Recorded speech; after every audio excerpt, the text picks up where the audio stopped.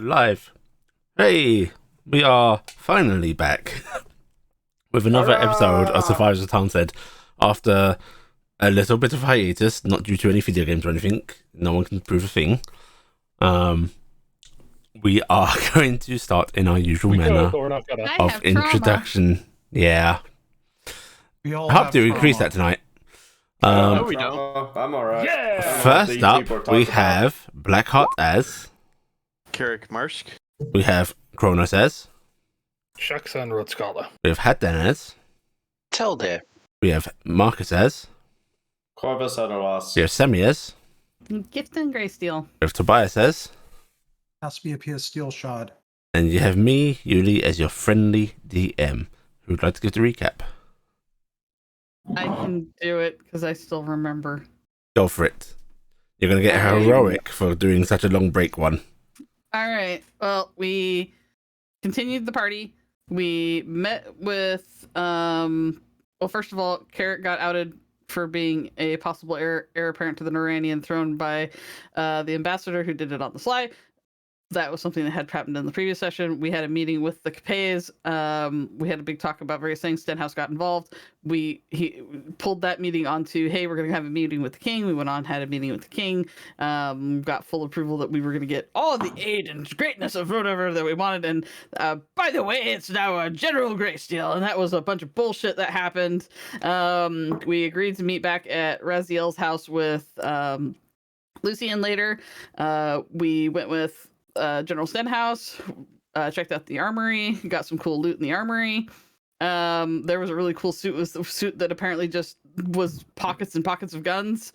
We will always regret that we didn't take that thing. But I was sitting there going, guys, let's not put our hands too deep into the cookie basket because we might need something really cool later.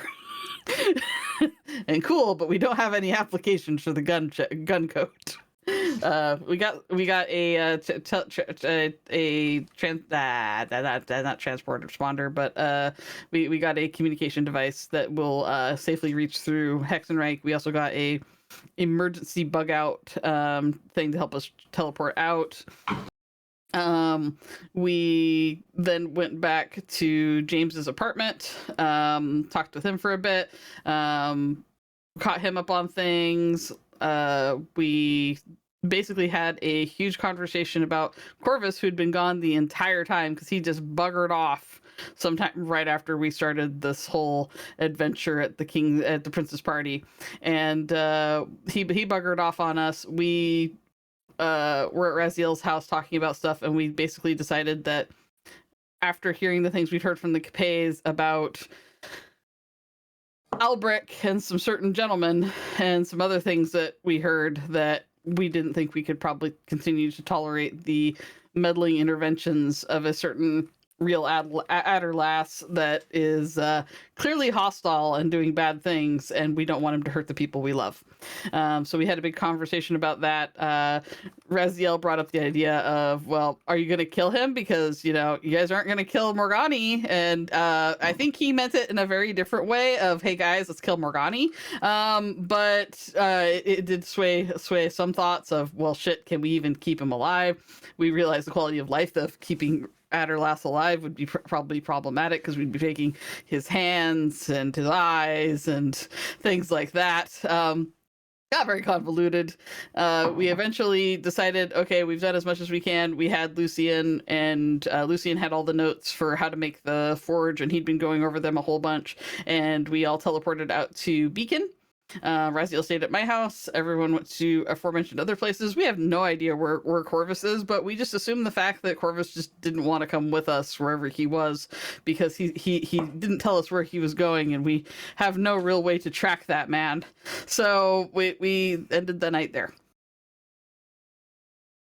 We hope Corvus the Marked is okay. Well, there was also the conversation between Cass and Yamiel.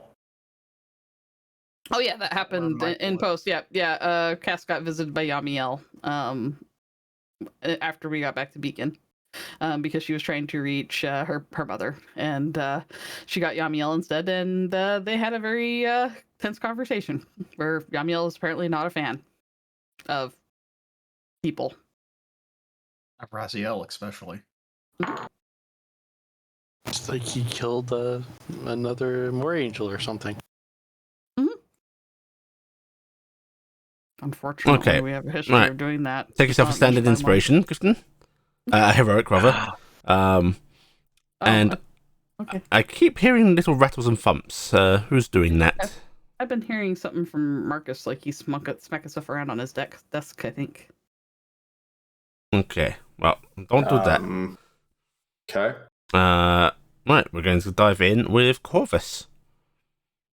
Corvus, you'd arrived at the Capet party, not Capet party, the Princess Ball with the rest of the party, and had entered, and your growing disdain at nobility, as it has been for the past, quite a period for you. Ever. Growing, though. You've become a lot more vocal about it. Reached a little bit of a frustrating peak, watching everyone snooting about, people trying to approach you and making polite but clearly wanting something conversation. Got to get in with these well-to-do adventurers that everyone's talking about, these new lords and ladies. It's very easy to see through. And you just felt like you had to get out of there. And you just simply, walked out onto the palace grounds to get some fresh air and get out of the noise and the beautiful candlelight and everything. It was what is all the noise, Marcus? I'm just moving my mouse. Okay, it is coming through very loud. Alright, I'll turn down my... Right, but it was out there that you were just waiting around, taking in the night sky as best you can, which isn't very, gazing off into the void, almost. That you hear the approaching footsteps of the Capets. There's Callan and a woman you've never seen before, but by the way that she's at his side, arm in arm, you suspect perhaps his wife. Lucian trailing not too far behind. And when they see you, they actually give you a sort of polite wave and move on over towards you. And Callan goes, "Oh, Corvus, or Lord Adalas. Corvus is fine. How does the night find you?" The night is pleasant and calm. And breath of fresh air. You have come out there, or were you just heading in? No, I've been there for some time now and just needed to get out. That's all. Oh. I'm not good with parties. I'm not good with socialization. Well, it's good that you made a showing at the very least. Get your face out there.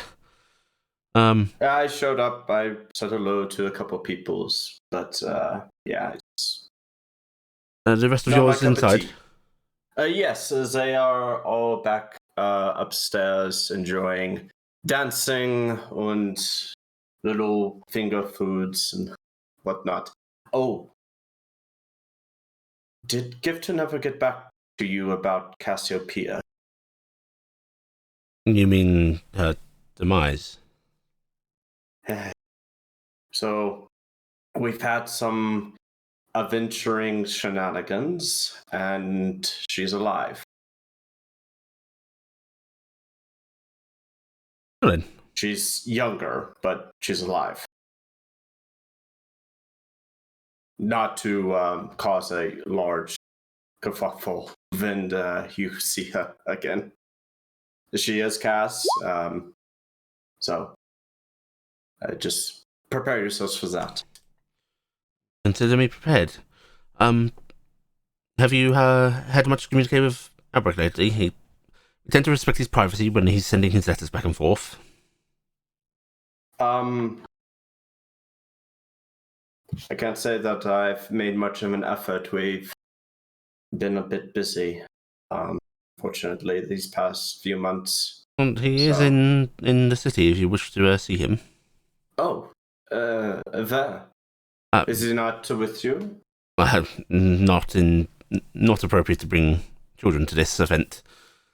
Ironic, considering the who it's for. prince's I know. Birthday. Whatever. Oh, but where is she? He is in. One moment, and you actually see him pull out a little piece of card from his one of his pockets, and he actually pulls out what looks like to be a strange cylindrical device, which he then scribbles on the card and hands it off to you. We're staying here. Ah, okay.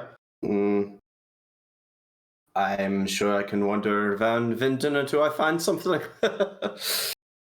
You should be able to find the directions easily enough. Yeah. No, I'll definitely make an appearance as there if he's there. It would be good to talk with him.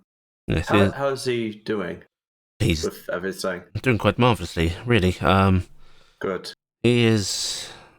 It's hard to get him out of the house sometimes, I will say.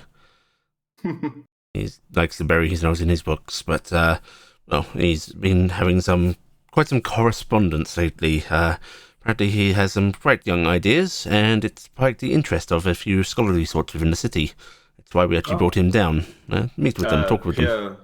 Here in Vinden. Yes. That's awesome. That's wunderbar. Who? You said he had his privacy, so you probably don't exactly know. Oh, But, he's talked about it. Oh, It's just a scholarly group here in one of the more academia-style things. Corvus is actually brightening up as Capet is saying this. It's sort of philosophy, I suppose, although it goes into... Basically, he's been postulating ideas about how religion is regarded and practiced, and I suppose that those kinds of minds like to just talk about possibilities. Theology, then. And theology and legality with it as well. The sway religion has, how it's practiced, that sort of thing. I honestly am unfamiliar with most. I'll be fair, it's a little over my head as well whenever he talks about it. More of the medical prowess, but I'm more on charters and books myself. exactly. And he smiles a bit. That is good. He is pursuing something of higher calling, I guess. Yes, it's good that he has, found his path, I suppose. Mm-hmm. Well, considering everything about what he's gone through, fortunately. Yes. Right, well, we better get in. Yes, of course. Do let the rest know that I'll be hopefully checking in. After that, I don't know. I may stay at the Hound and Hydra for the evening, finish up, head down to Beacon. Well, we'll keep that in mind.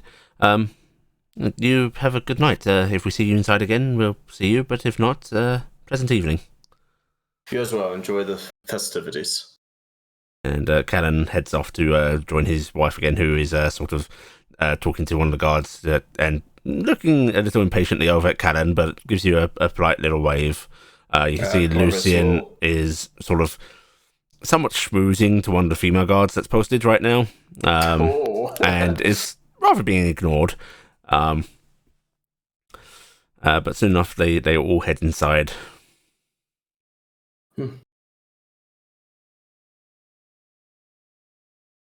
What's on the card? It's an address, and it looks like it is an address in the city. Corvus will make his way over to the guards. Okay. They sort of acknowledge your approach, nod their heads and go. It's heading back in. No, I seem to have other business. So I'm not that familiar with the layout of Vinden, but would you even know where this address is? Yes. General direction. Yes, sir. If you head out the palace gates, and he'll basically give you the directions. Okay. Yeah. Excellent. Well, thank you very much, and thank you very much, and have a very good night. You as well, Lordship. Chorus kind of, yes.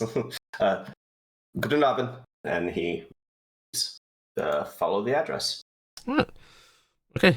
You make your way through the city streets into one of the nice areas. This is actually fairly close to where Lady Gentle was. It's some of the nicer houses around here. Some of them are sort of have permanent residents in them. Others are clearly just city houses for nobility that live elsewhere.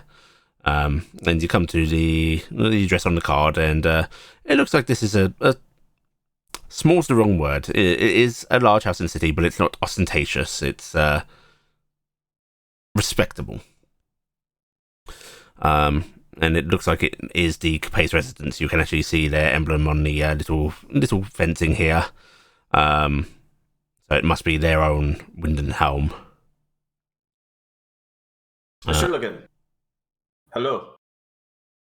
There's no one outside. There's no one outside. No. Okay. He'll go to the front door and knock.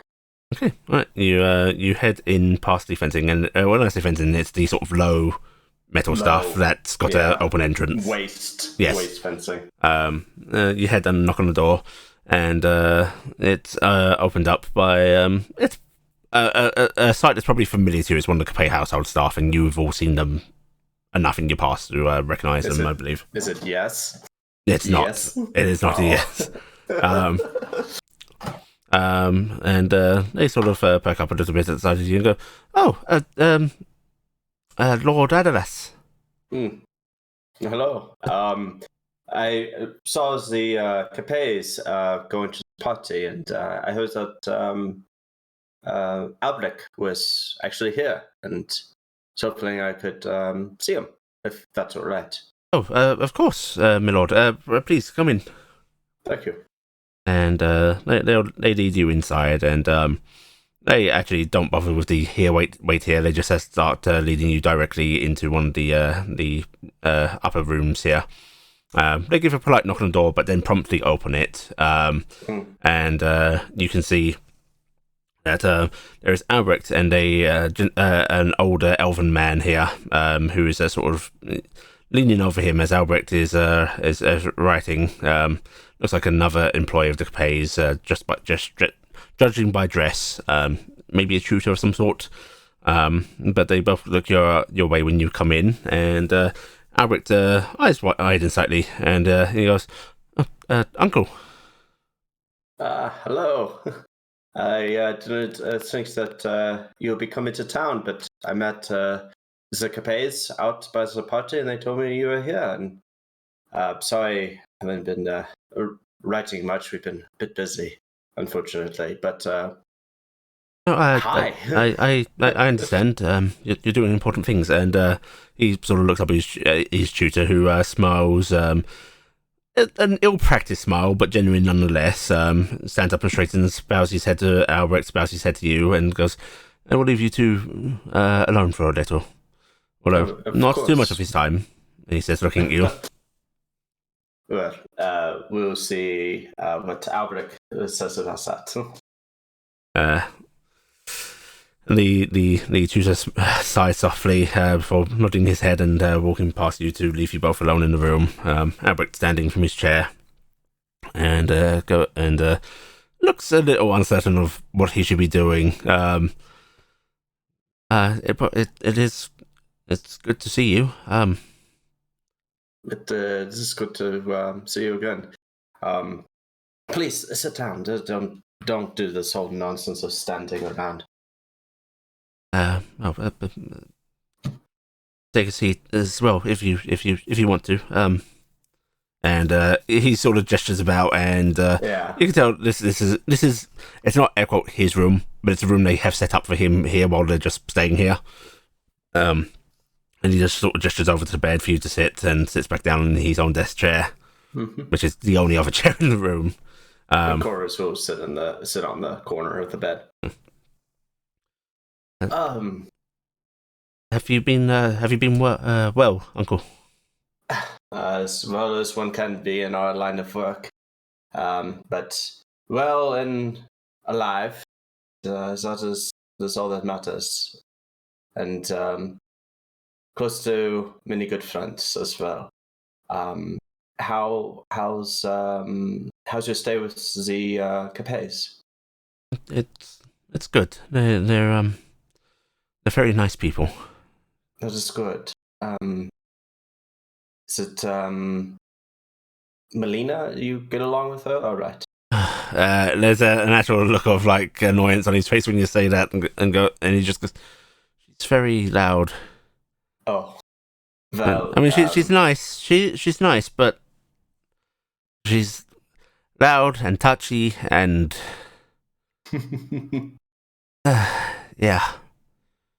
Well, you should enjoy it nevertheless. Keep your personal spaces, but embrace it. It's good to have companionship like that. It's good to have friends. I suppose I'm not rude to her. It is good to indulge others' whimsies. It is, yes. It allows you to see what others have, what draws others, what excites others. So you get a bigger sense of the world around you. It's Callan has informed me that you are being very studious, and I applaud you for that. That was most of my childhood as well. And Yes. He kind of sits a little straighter.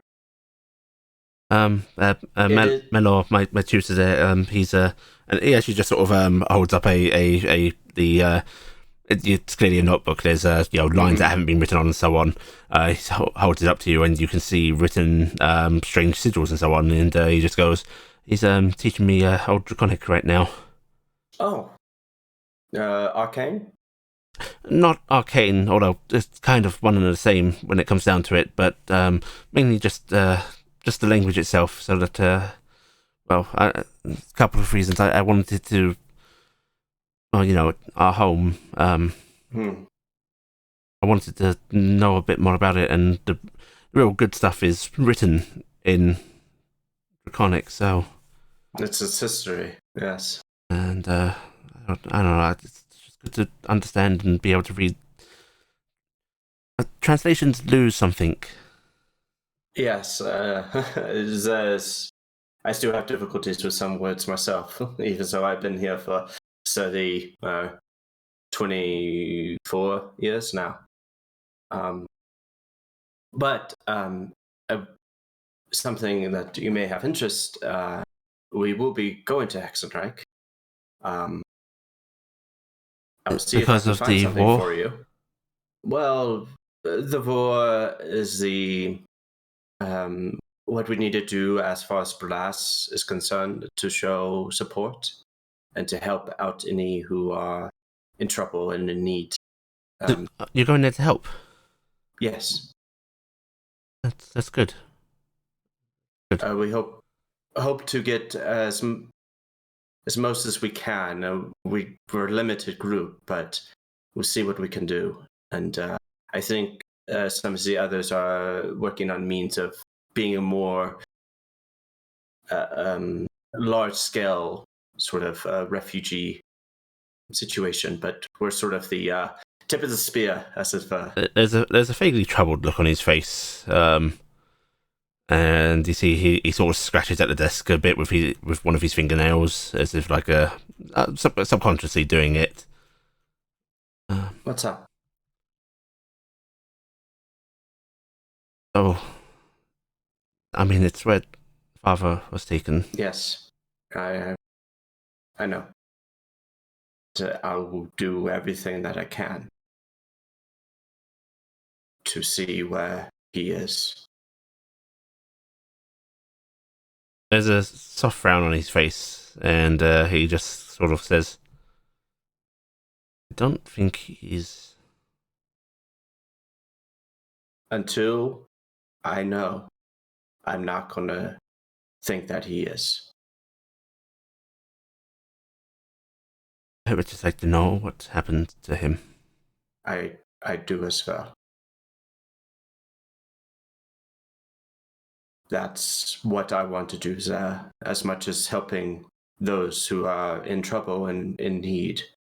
But definitely, I want to see about your father and what happened. So at least we can have some sense of closure on this. He gives a soft smile. Well, you you know what you're doing over there. You're are you going to be? Are you meeting anybody? Are you There's not a lot of information, unfortunately. We're going to try to make some sort of headway, but Do you have somebody to help you with customs and things? customs. But you're going to be seeing scared, frightened people, and Right. your group is going to be strange to them. We've you haven't met Saxon, have you? He's a dragonborn from Hexenreich. An artificer who's came to us as a refugee as well during when everything started to happen. He is most familiar with Hexenreich. So I think he is going to be mainly our front person on that regard. Good. But we do have others. There's a kobold, actually. She was part of a research site that we found, and she's with us as well. She's very handy with the airship. This is good. You should know how to treat those people to make them comfortable. Yes, and I do want it'll be a week before we get there, and I hope that Saxon and Tally can help the rest, and including myself, be a little more familiar with Hexenreich before everything happened. You're here for academia, I heard. He looks a little embarrassed when you say that, and sort of looks at and goes, "It's ridiculous, but yes, I was actually invited down. I wanted to ask some people. I'd read bits and pieces of their own notations and work and so on, and I had questions and queries, and I opened the correspondence, and I ended up sending some of my own thoughts and ideas, and we talked as best you can through letters, and some reason they like what I'm saying. They think my ideas are good. And they asked me to come talk to them in person. That is excellent. What are you pondering, son? What is your ideas? Capet Callan says that it was sort of philosophy of the laws to theology. And if you'd like to see, Please, Callan was nice enough to have some scribes make copies of my writing. And he's actually going to open up one of the desk drawers, and he pulls out a very thick ream of paper, which he puts down on his desk, and starts You've been busy looking through it. And, no, this is just a little work. I'm just the way the churches interact with people and what they cough rate still bothers me. Yeah. I- So there was public knowledge then what happened. Well, and enough people know that it went wrong there, and personally, I just things could be better. It's religious fervor, and it's easier to write it down. I am. Corvus will put his hand on his shoulders. May I?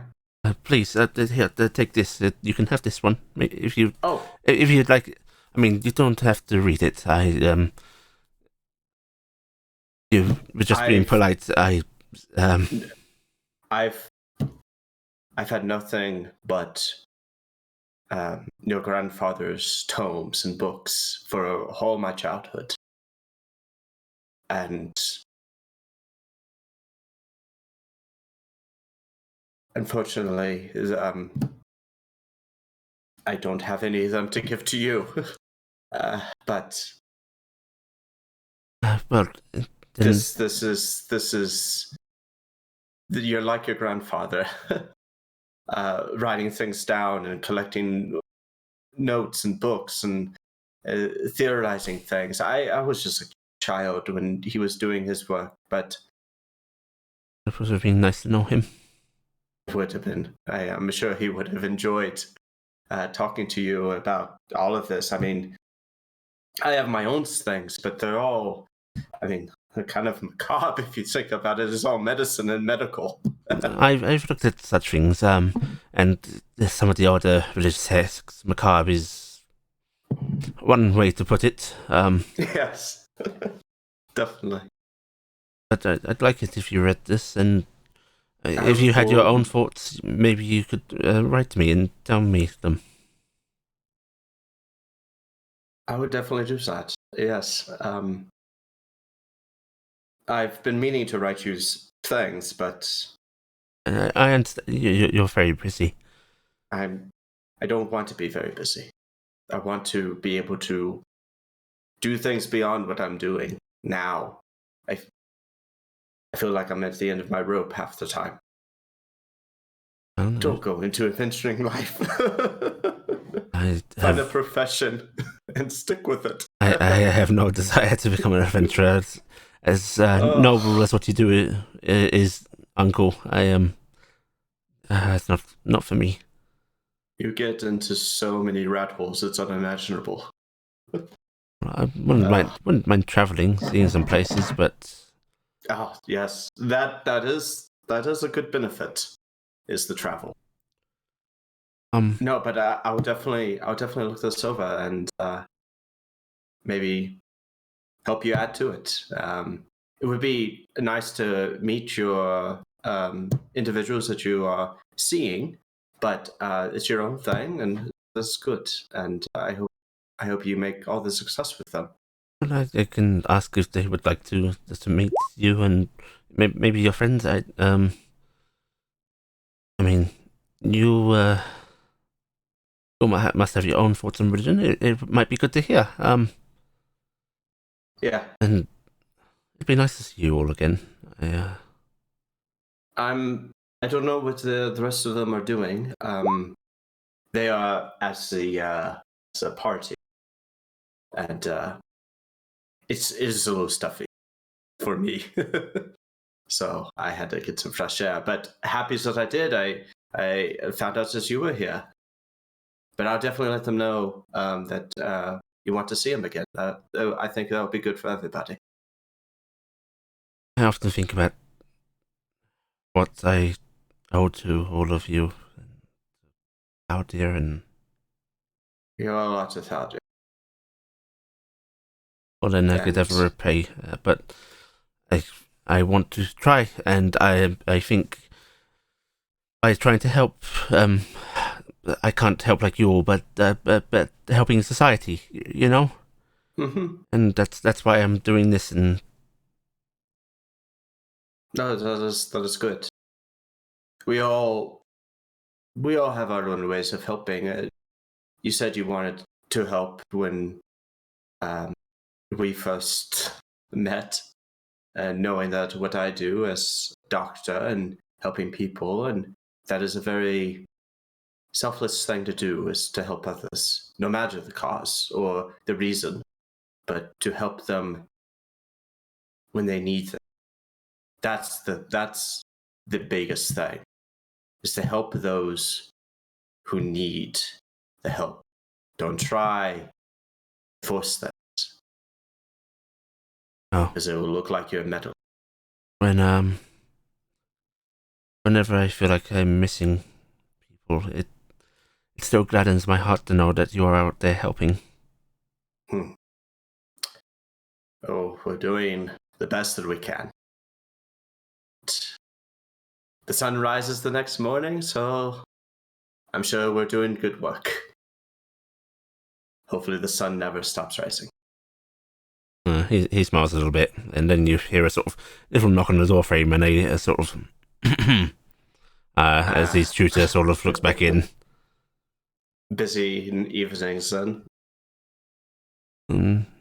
The lesson should continue, your lordship.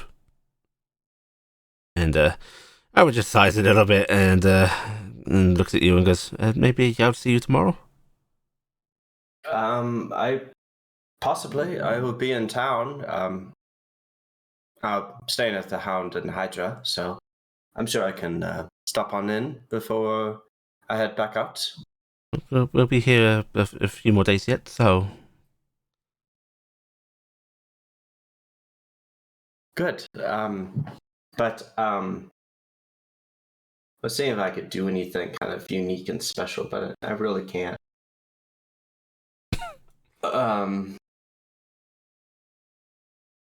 It's like you forsake magic, so the unique and special shit becomes limited.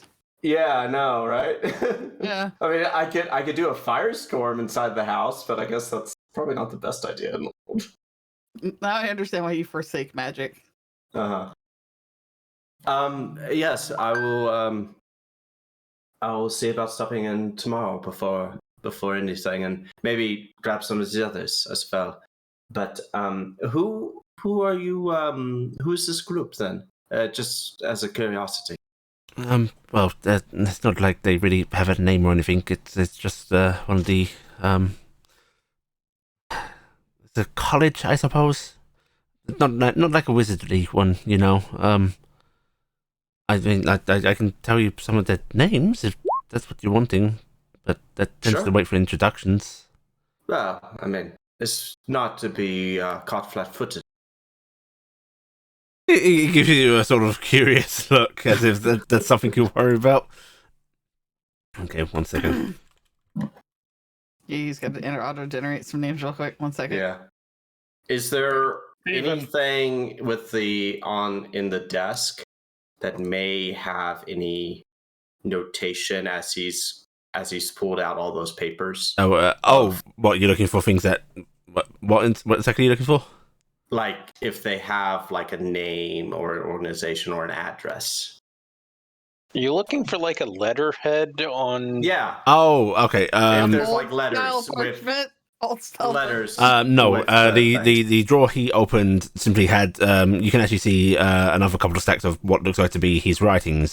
His writings. This must have been very expensive for Callum to pay for. To get scribes to copy this much work and in this amount of quantity. Right. But you don't see any letters. His desk is incredibly tidy. Mm-hmm. He just goes. Lucian's magic's gone for the last month. Well, I know the first man I talked to. His name's Yaima. Yaima. Mm-hmm. Yaima Yinfaden. Father. I don't know the name, so it'll be good to meet him. If everything goes well. I've also met Orim and Dane. Don't remember the other names very well. I'm not the best with people, but it's kind of nice because it doesn't feel like they are either. But once you start talking about the work, it sort of goes away, you know? Yes, it does. It definitely does. there's a level of compatibility of interest and socialization that meshes well when things like that happen. Take advantage of those. Definitely. He looks over at the elf, who's probably like tapping his foot by now. He's not being so impolite to do that, but he is standing there waiting. Okay. Well, it is a pleasure to see you this evening, and I hope the rest of your studies go very well. As he looks over to the elf. He is progressing very well, my lord. That is excellent to hear. Well, I continue to be a threat to that child's education. He opens the door a little wider and sort of politely gestures for you, and Corvus will offer to hug Albrecht if he wants. Albrecht sort of stands up and looks a little caught off guard by this before he awkwardly himself hugs around your body, and it's definitely an ill-practiced hug. Yeah. The two most That awkward stiff, people like, hugging curve each of a other. hand type thing. Mm-hmm. Yeah. And he was just like, it's good to see you, and hopefully we can be more familiar as time goes on. Do well. Have a nice night, Uncle. You as well. Oh, guten Abend. You are. I'll exit the room where another servant will sort of see you out and just sort of look at you as leading down the stairs and go, pleasant meeting, my lord. It was. It definitely was. It was. It made my night more than a party at a prince's birthday. The young lord does ask after reports of your group, my lord. He does. Yes. He often wonders how you're all doing. I'm actually kind of curious. What do those reports say? Well, the reports that my lordship, my Lord Capet receives, they just tend to detail your well-being, make sure that your last known locations, those sort of things. No, that's good. The military is cooperative in that fashion, I suppose, my lord.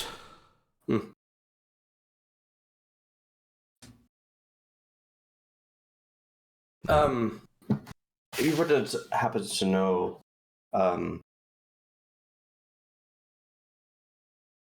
the group that my nephew has been writing to, do you? No, my lord. What was it called? The college or something? Or it wasn't really a name, was there? There wasn't really a name, no. Oh. And it's not entirely uncommon for there to be academic buildings that are just sort of nondescript gatherings of, scholars, like-minded individuals. Scholars, yes. Yeah. Many of these things have patrons, many of these things self-fund. It's not entirely a college in the sense that it is a institute that people go to and enroll at, more just a gathering of intellect. Mm-hmm. But you are seen out, and the servant that led you through just gives you a little curtsy, and she says, "Good night, my lord." Good night. Have a pleasant evening yourself. You as well, my lord. And they will close the door, leaving you in the evening air. Chorus will look at the bundles of papers that he has. Mm-hmm. Then kind of look around for a moment. Take a sigh and head to the Hound Hydra. Okay. If you want to see about reading what Albrecht has written. You can settle in for the night and start reading by lantern light if you so wish. Yeah. And you're served food and drink. You can have it brought up to your room as you're reading. And there is a lot of writing here. His writing is quite fine. It's actually rather respectably writing. It looks educated, and you suppose that perhaps he is actually receiving a decent education. But yes, you can spend your night doing that. and before you know it, you're used to long, weary nights, so it doesn't quite catch you. But the light of morning is actually starting to come through the windows. His work, you haven't managed to get through it all. It is many pages, and it is referencing things. And you realize you don't have a lot of the stuff it's referencing. Like, it is referencing books, it is referencing other people's work. Right. Yeah, I know that feeling. So it's hard to get a full picture, but this is a critique and proposal on how one might basically reform the churches to better serve the public rather than vice versa is how it feels now. Is there any references to the names that he gave? Yeah, there's what to the scholarly names? Yeah. Yes, you actually see that Imfaden's name is one of the works he references. Ima apparently wrote a book called shit. Hang on, this one I do have in my notes. 1 How second. to serve man. Gotta find my notes. 1 second. It's been some time. The Contradictions of Faith. Corvus will go downstairs to the tavern in the morning. Hello. Morning. Morning. Curious. Since the unfortunate events with the library, do you know if there's any place where books are kept? Personally, no, but there's plenty. I imagine, everyone's got some books. Well, not me, but most people have got books. People with money.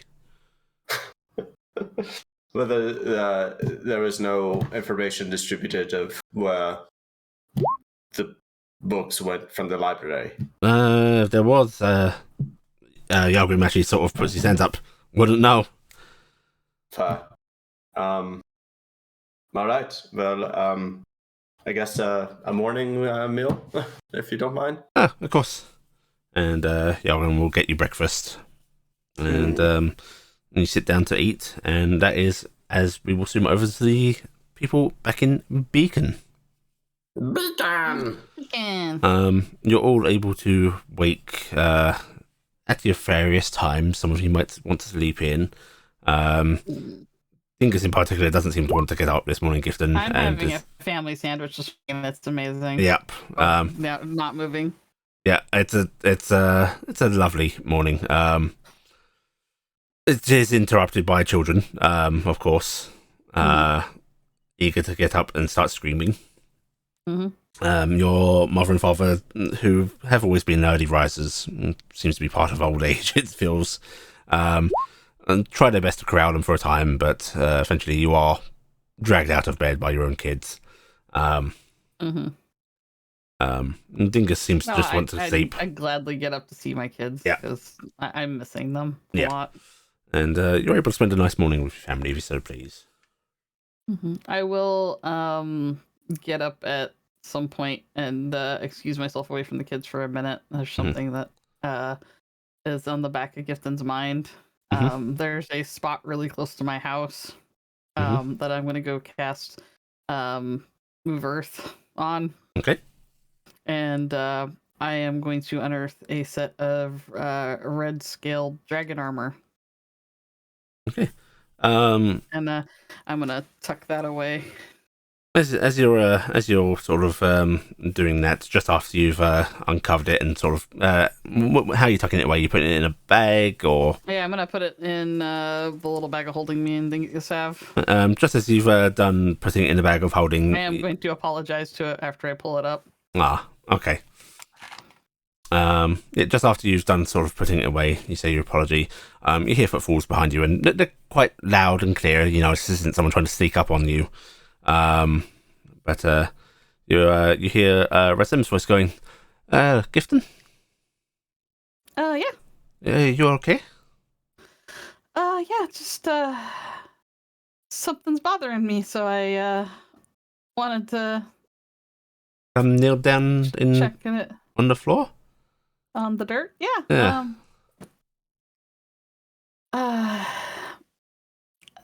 Yeah. There's, you know how they were trying to get the Vardo and everything someplace so that way that the first dragon will go there and all that nonsense. Yeah, sort of. Okay, well, it kind of bothers me that the thing that we were sent to hide with the Vardo is something that's all over the top part of Noran from whatever that incident was, and I don't understand why the dragon doesn't go there. So I was just thinking, what if it was any of the other things that were in the house that we took out? You know? I suppose. And there was something we'd buried here from the house that the dragons attacked. So I wanted to get it away from our house. Just to be sure. Just to be sure. I'm probably really wrong. No, there is nothing wrong with taking precautions. Mm-hmm. The rest of it's out in Zaha, I think, though. I think Cassie had it, but it should be destroyed. So, What was the rest? there was a belt that caused you to be extremely strong. There's a mask that Carrick wears, and then there was this armor. And Yes, Iliama. and she'll take it out and show it. Oh, this is beautiful. Hmm? What is this, dragon scale? Yeah, and skin. Oh, that is a little macabre. I thought so. That's why I buried it originally. I was trying to give it Burial. rest, you know. But I think that'll have to wait a little bit. Well, just in case, perhaps taking it far from here is not a bad thing. Yeah, I think You are not a going bad idea. to the Morgani's end, no? Yeah, maybe they'd have a better idea how to give it. I mean, Well, maybe that is more home. Maybe. You know, today's the anniversary of Heya being released. It is? Yeah. We year must ago hold now. a celebration then. I don't know if she can have one. She's kind of busy saving everybody all the time. I think. We should have it, and we can praise her name, and she will hear it. I was thinking, why don't we get the family and we'll all go to the little shrine we have at the house, and maybe we'll sing her some songs and praise her for a bit. Maybe she'll hear us. I think that would be lovely. All right. I'm And gonna take her by the hand. yeah, she still takes your hand and then sort of pulls you into her side and wraps an arm around you. Goes, I will teach you and your children how to sing some Saharan nursery rhymes, the odd ones. Oh, I'd love that. I know that she would as well, so. And she will take you back in, and she will indeed teach you and and the rest of your family some Saharan nursery rhymes, which your kids butcher, of course. It's a strange language. She's actually, doing it in the old Saharan. Uh-huh. Mm-hmm. Yeah. I can do old Saharan, thankfully. Mhm. So I'm gonna do that. But yeah, we're basically spending the whole time trying to get the kids to enunciate. Yeah. Enunciate. Trying to get like Sam to say that one word that she can't say in Irish Mhm, or whatever. Yeah, it doesn't sound right no matter how many times it sounds said. Alright, elsewhere in town, Carrick. Yes. It's a strange thing being waken up by your wife, who you know to be an incredibly heavy sleeper. But Yes. she is basically smacking you awake with a sort of part of the bedding, and you can hear her actually cursing a little bit and going, "Overslept. Supposed to be opening up the tavern today. Come on, up you get. You're gonna help me." Oh, yes. Okay. I'm up. And you don't have the cozy lie-in family morning. Yes. You have the hurry to get dressed and rush off. Yes. I'm gonna do I'm gonna actually scoop her because I'm pretty sure I move faster than her technically at this point anymore. Mm-hmm. Yay, rogue! I'm gonna rush us off to get the tavern going. So I'm gonna use that cooking roll when I get to the tavern. Okay. Yeah. There you go. Right. You. Someone's the first person I'm serving getting a really damn good meal. What be Raz? Yeah, probably. In fact, yeah. Raz was staying at the inn, right? Not Gifton. No, Or was he staying? Raz was staying with Gifton. Was he staying with Gifton? Did Lucian come? Lucian was staying at the end. That's right. That's right. You He put was very Lucian up. unhappy about Yeah. the ride. Yeah. This makes up for the. When you arrive at the tavern, you open up and you move on in, and there is Lucian actually like sitting on a chair that he's pulled down from one of the tables, just sort of looking a little perplexed at why there's no activity. And there's actually people outside as well. People that actually come in here for their breakfast. Sorry, it's. Shaxx is one of We'll them. be open in a moment. Shaxton's one of them. Okay, yeah, He's an Shaxton. early riser. Yeah, Shaxton's waiting there. Shaxton, you're up here, and it's been like 20 minutes since they were supposed to normally open up. One of those little negatives of living separate from your establishment. Yes, but I'm pretty sure the hatched dragons would not be a good end. Good way well, it'd be a good end to the tavern. But, Come on, your patrons should go and get breakfast every morning. Then your kids could come upstairs and get breakfast every morning. No, I'm more worried that the place should catch on fire every night. It's like, they're putting the fire out again. How do you make it out of stone? You guys learned that in Icarus. Apart from like one or two, most people seem to be understanding. There isn't a whole lot of grumbling, just some gentle ribbing, and soon enough you're able to get breakfast going for people. That cook check is gonna fix the grumbling, I'm guessing. Lucian actually waves at you, Shaxton, as you come on in, and he goes, "So, up reading through things again all night. I am excited, I have to say." It also sounds like you are exhausted. Exhaustion's nothing. There's spells for that, you know. Of course you know. You would know. There's also Yes, spells. but there is plenty of research into those having a negative effect in the long term. Pish posh. What is negative about I haven't slept in 2 months. expanding your mind? And as he says that, he yawns. Because the mind is much like rubber. Eventually it will snap back. Well, maybe that's its own discovery. You got any of that good imported stuff? The coffee? Part of the theft to go none free. You have so much of it. Yes, I do. Oh, marvelous! Yes, let me get you some. I never quite know when we're going somewhere whether we're going to be able to get it or not. I mean, obviously we're able to have it on hand whenever we want, what with the trade coming through, but not everywhere has it yet. I swear though, it's the future. I have had half a mind to tell Callan to invest far more heavily into it, but also I don't care that much about what he's doing, so haven't pressed. I'm just imagining we're gonna find out. It's like every morning. Keeps telling me to get more coffee.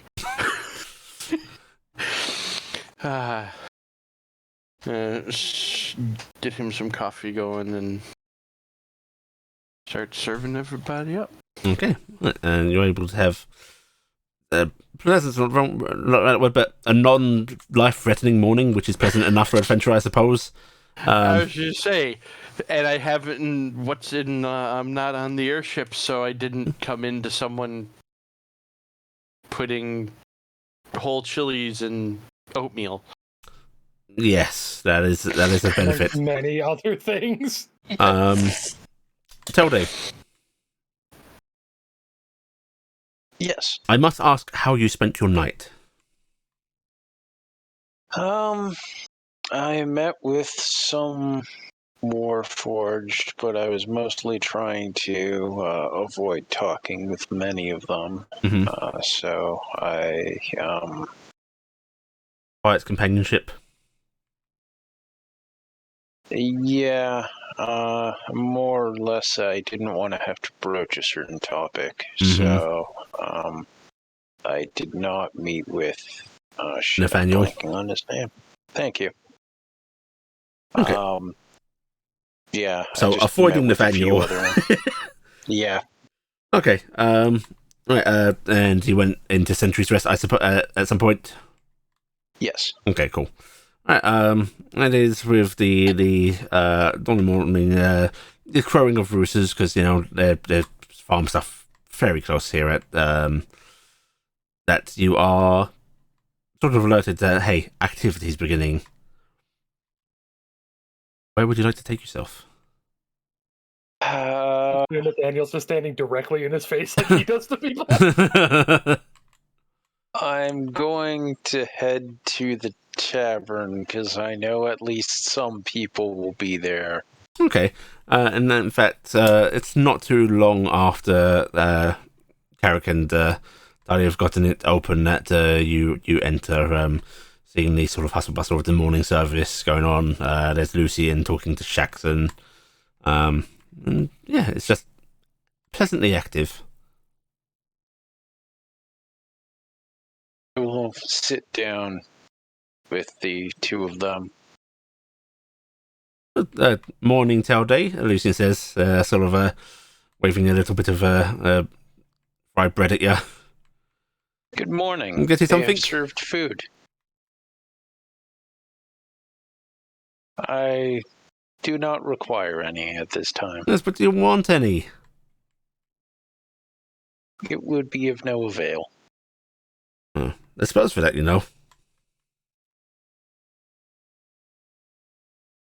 Just stare at him blank-faced. think we could perform some transmogrification and let you eat something. Might be a new experience for you. It would not be new. Oh, you've done it? Yes. Oh, how did you find it? Enjoyable at first. It got boring after several hundred years. Talking to adventurers is always problematic, you know that. And he sort of just shoves his bread in his mouth. You're not incorrect.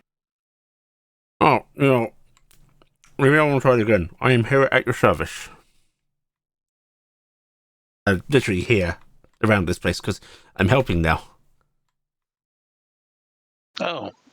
Are you on the payroll of the tavern? Will you be cleaning the tables? No, not the tavern. No, I'd make a right mess of that, I think. No, the whole magical forge of destiny. Have you named it?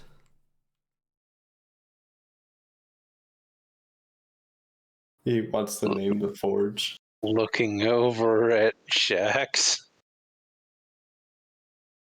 Why would I name it? It's an alchemical forge. That's all it needs to be. Well, as far as I can tell, it's going to be fairly unique. It's going to be working impossibility into success, and it serves a name. I do believe the name he has used to refer to it is the Forge. Yes, I mean, snappy, I suppose, but easily lost and confused with other LaForges. Does this mean that the hammer you work here with is Especially Geordie's of the LaForges. It's a whole brand name. I mean, it's not even ours to name. It's fucking Talal's, guys. I'll tell you what, leave it to me, and I will come up with something Pretty dead. catchy. I'll be honest, the man who had the right to name it has been long dead for a very long time. He frowns for a moment, his eyes start to melt, and he goes, "Foul dear?" I'm trying to laugh. We've had very strange dealings in Saha.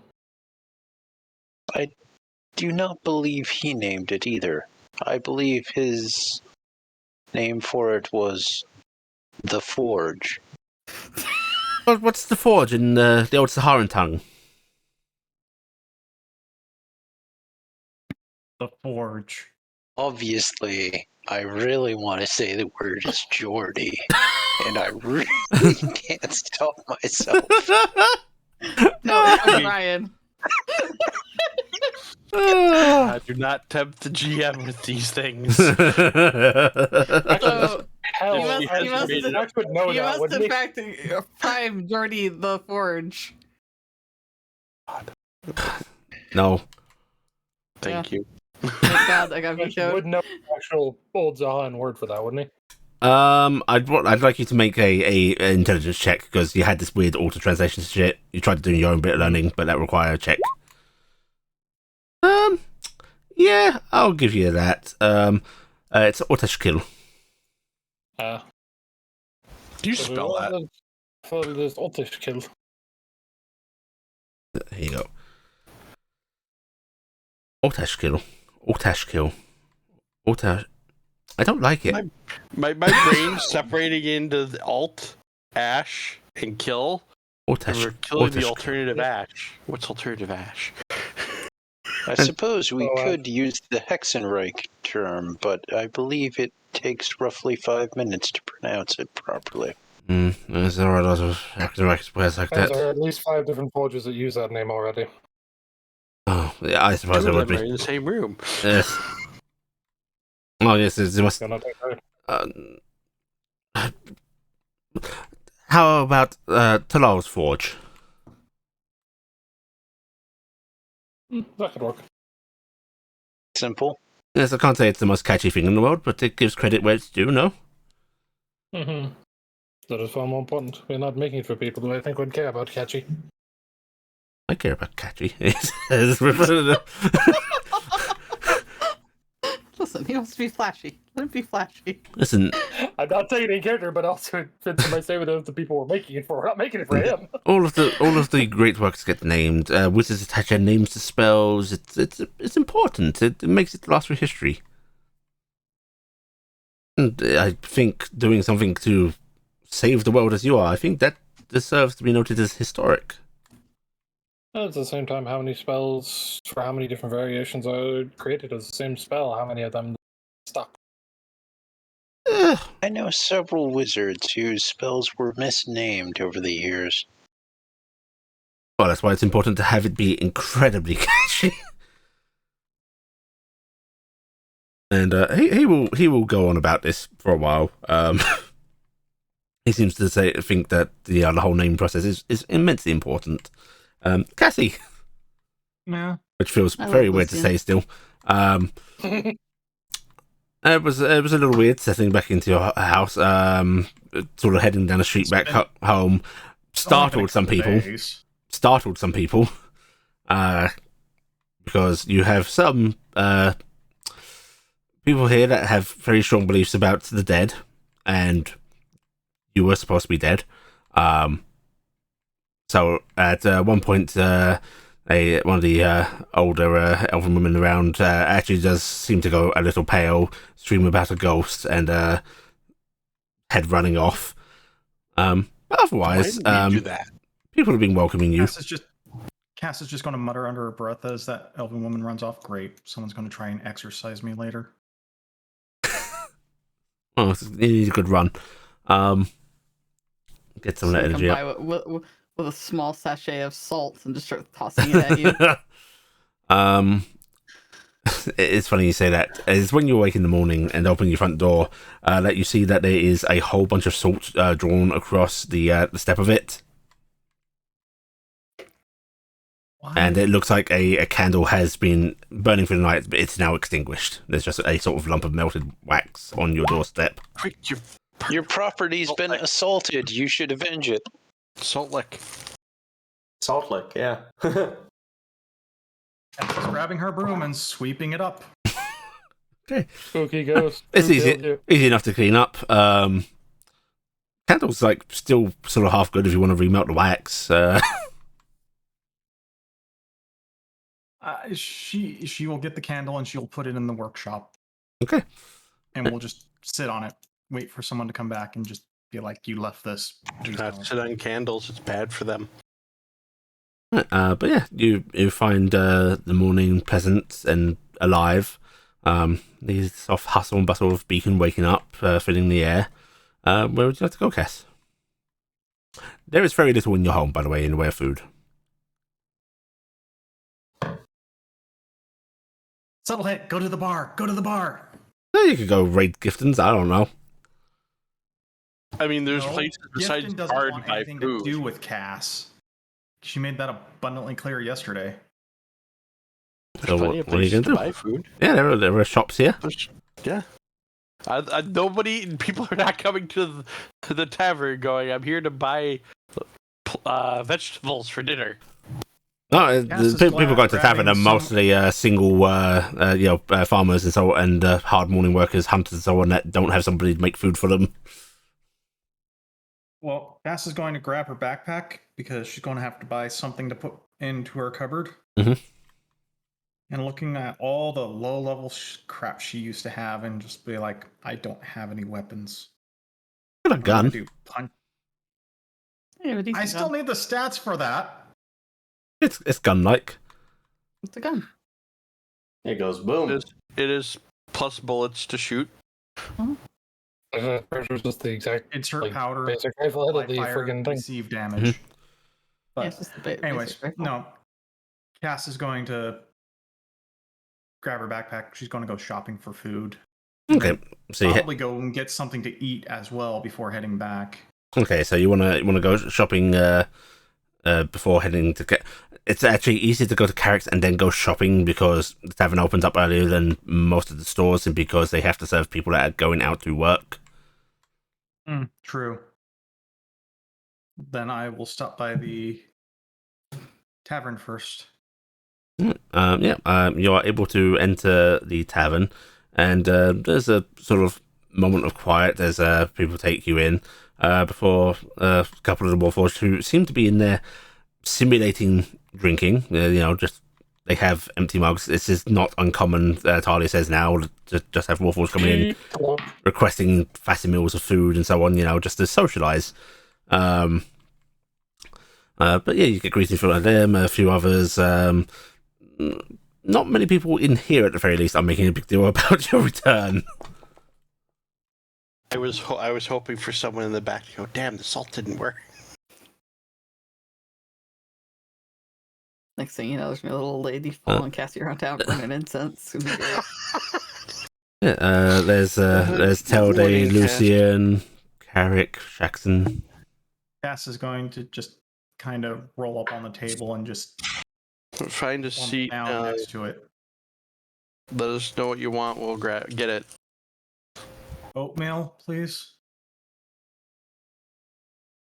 Well, we should have something more hearty than that.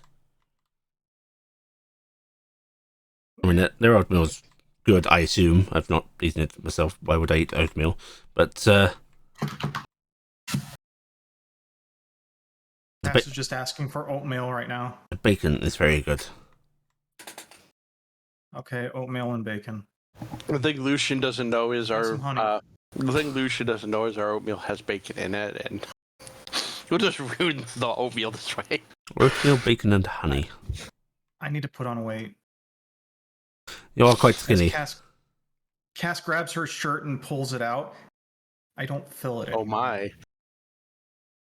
She goes, keep your shirt on. I do know that there is a fine tailor in this town. Her name is Cassiopeia Steelshot. Yep. I'll have to get supplies later to take in my shirts. I can try and assist if you want. I'm a dab hand with a needle. Is this Lucian? You not ever invest in magical clothing. Things reshape. No, I've read too many things about what can go wrong with magical clothing to trust it. Met. Yeah, that's why you put over. That's why you put over top of armor. And Jax was kind of oddly tapped the armor shoulder in that.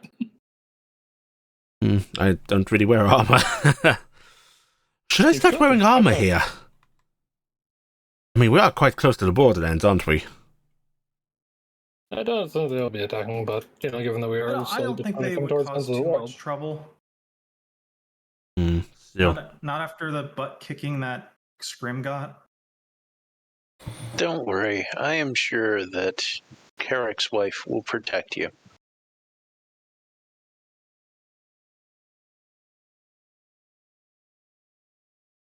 Cass is just kind of doing that head shake. Well, she has managed to keep Carrick in line.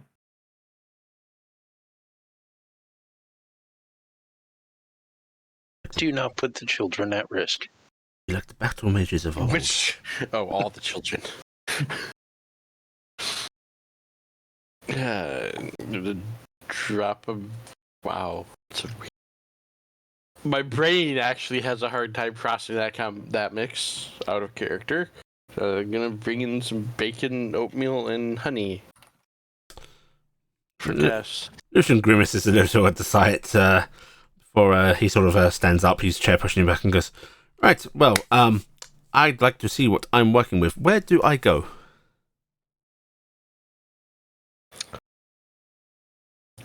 We hadn't discussed where we were gonna build it. Where's Gifton? My guess would be yes. Right, I'm going to go visit there. It's been a while. You all have a lovely breakfast, he says, grimacing at Cass and sort of pointing his fingers at her as he sort of backs away. Cass has got a mouthful and just kind of waves at him as he goes. Oh. I'm imagining Cass using the bacon as a spoon. Pretty much. Oh, Carrick. Carrick looks unhappy about that. Do you do room cleaning? Say that again. Do you do room cleaning? Yes, I presty them every day. Okay, well, the papers are laid out in a very orderly fashion that I know. I will go up there and clean them so that No, clean the room myself. Don't move the papers.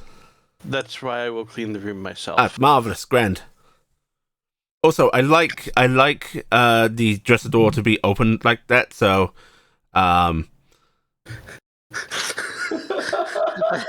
like Carrick be like, what? How the hell do you live? And just ignore that doll thing that's laying there on the bed. That's the fun part. The whole needlework. I was like, how many voodoo dolls is he making? Actually, one thing that occurred to me is there's actually one person that has had access to Carrick's blood that we've never really accounted for. It's Lucian. Lucian's gotten your blood and shit. Wait, I don't. He did a blood ritual. You did a blood ritual with them. Okay. And that was all destroyed. So, because that was it. We never. He might have. There have been multiple blood rituals involved in Lucian and Carrick, I will point out. Yeah. And also, I remember at one point, didn't we give him a sample for something because he was trying to find out why it was that you didn't show up as magic. Like I say, there have been multiple blood things with Lucian. Not that I'm saying anything, but he's heading out. Not that you're heavily implying. Pure coincidence. Yeah.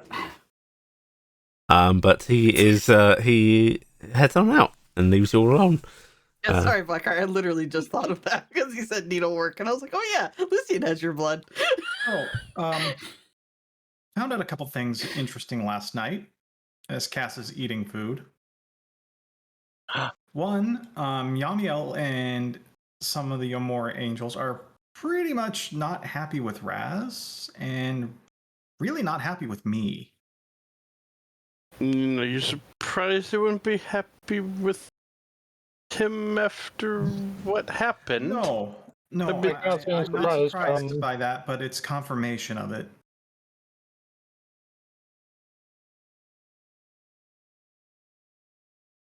And apparently Michael's been arrested. What did she attempt to do? She stormed the heavens. Yeah, so do it. Does that mean your brother is captured as well? Yes. And Cass kind of puts down her bacon spoon and does the air quotes, and they're being well cared for. is reassuring.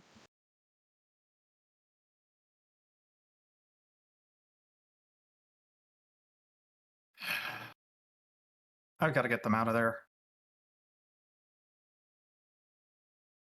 All in due time. It would not do for us to go and start a war with someone we even scarcely avoid the war we are having with other friends. Oh, I'm not starting a war yet. No, I got to figure out a way to get them out. Didn't say anything about a war because that's going to be a dumb idea. I'll be perfectly honest, most of the time you know violence does tend to be the first thing we turn to. Well, violence was the first thing that my mind went to. And then I started estimating my chances. And I came to the conclusion that I'm a snowball, and I have about as much chance as being in hell. So, other plans have to come to fruition first.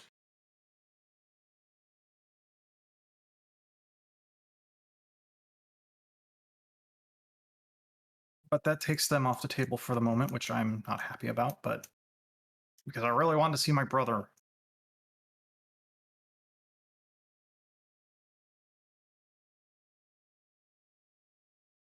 Anyways. Were you at least able to pass a message to them? Nope.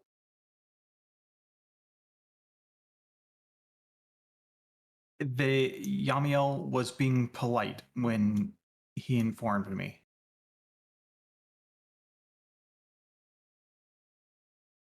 I am not exactly popular with them. Is it because you are dead? No. It's more that when they came after me, I kind of took multiple of them with me. During your I suspect you're responsible for most of their casualties in the last several thousand years. I think I took multiple with me. That was not a happy day, and I don't care to remember it right now, even though it was only yesterday. So what's on the docket?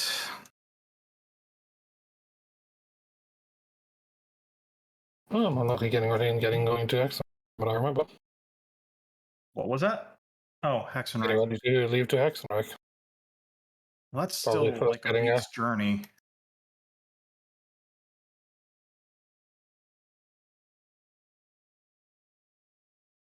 That's by given we're going into a direct war zone, being ready for it ahead of time instead of right when we get to this option. That's true. So Not I only should that, but we have not only that, we have things on this side of shopping again. We do also have things on this side to see to be put into motion and care of, which involve Raziel and Lockley. Kronos, you're breaking up a lot, yeah. You're dropping. Fuck.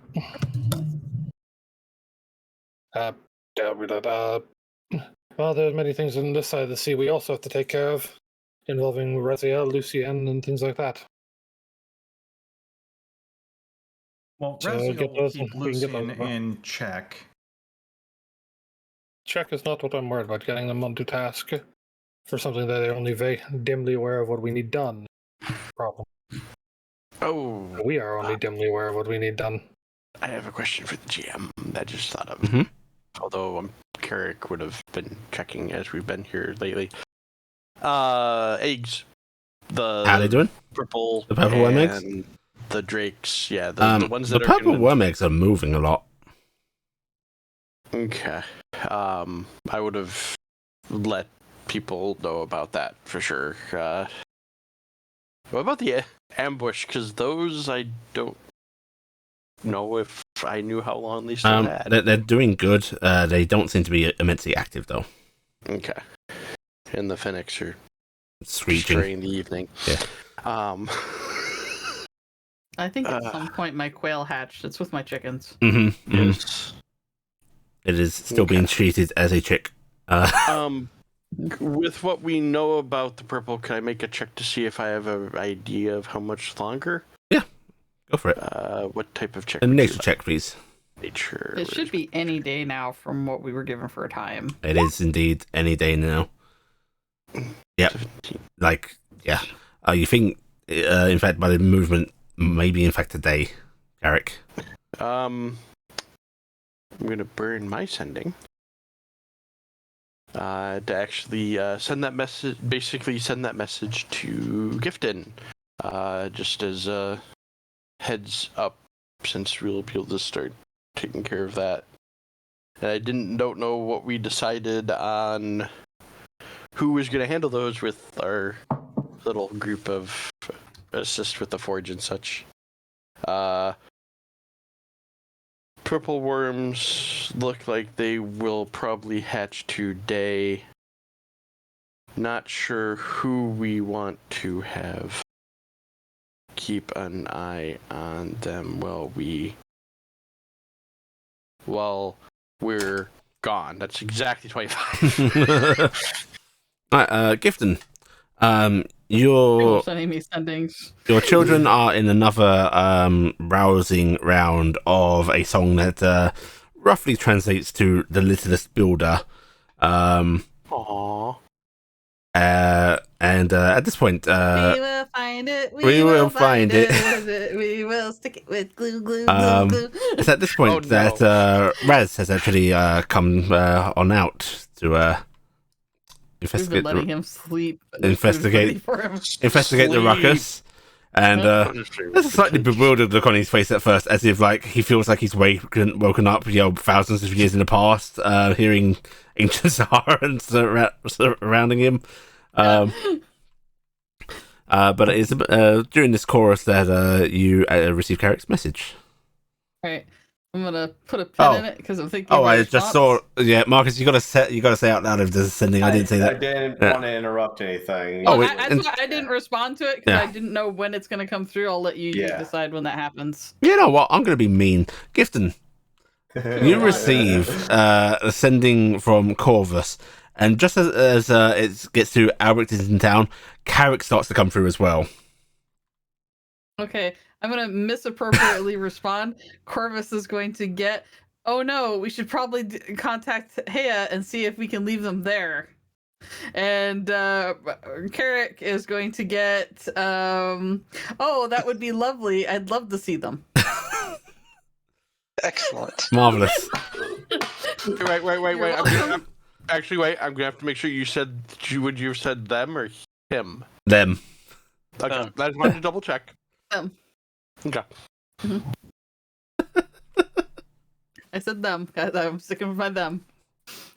Yeah, that's a horrible experience, by the way, Gifton. It's just like coughing in your mind for a moment. Gets a face and like, just shaking her head and he goes, I just had two people send me a sending at the same time and that's awful. Oh yes, It was overlapping. that's never pleasant. I No. had this happen a few times in the past, and if you, I tell you, hearing 5 people sending desperate sendings at the same time, that is still haunts me to this day. Oh, that sounds awful. Was yes. Guess Today's the anniversary of Hea being released. Purple worms born after they're born or something. We're celebrating. Oh, yeah, that is something to celebrate. Yeah, it's a good day. Trip to Sahar. Yeah, I just got notification from Carrick that we think the purple workmaids from the past are about to hatch, and I was thinking, why don't we take those to Zaha? Because we're probably not going to be able to do much with them. You could teleport over there if you needed to, right, to get the acid, and then she could have her. Oh yeah, I can use the airship. No, the airship's not there. Oh, I'm sure I know tomorrow circles over there. Well, I can. If I take you someplace, you'll know about it, right? You can cast, or you can have little gift and cast teleport. I really hate that phrase, by the way.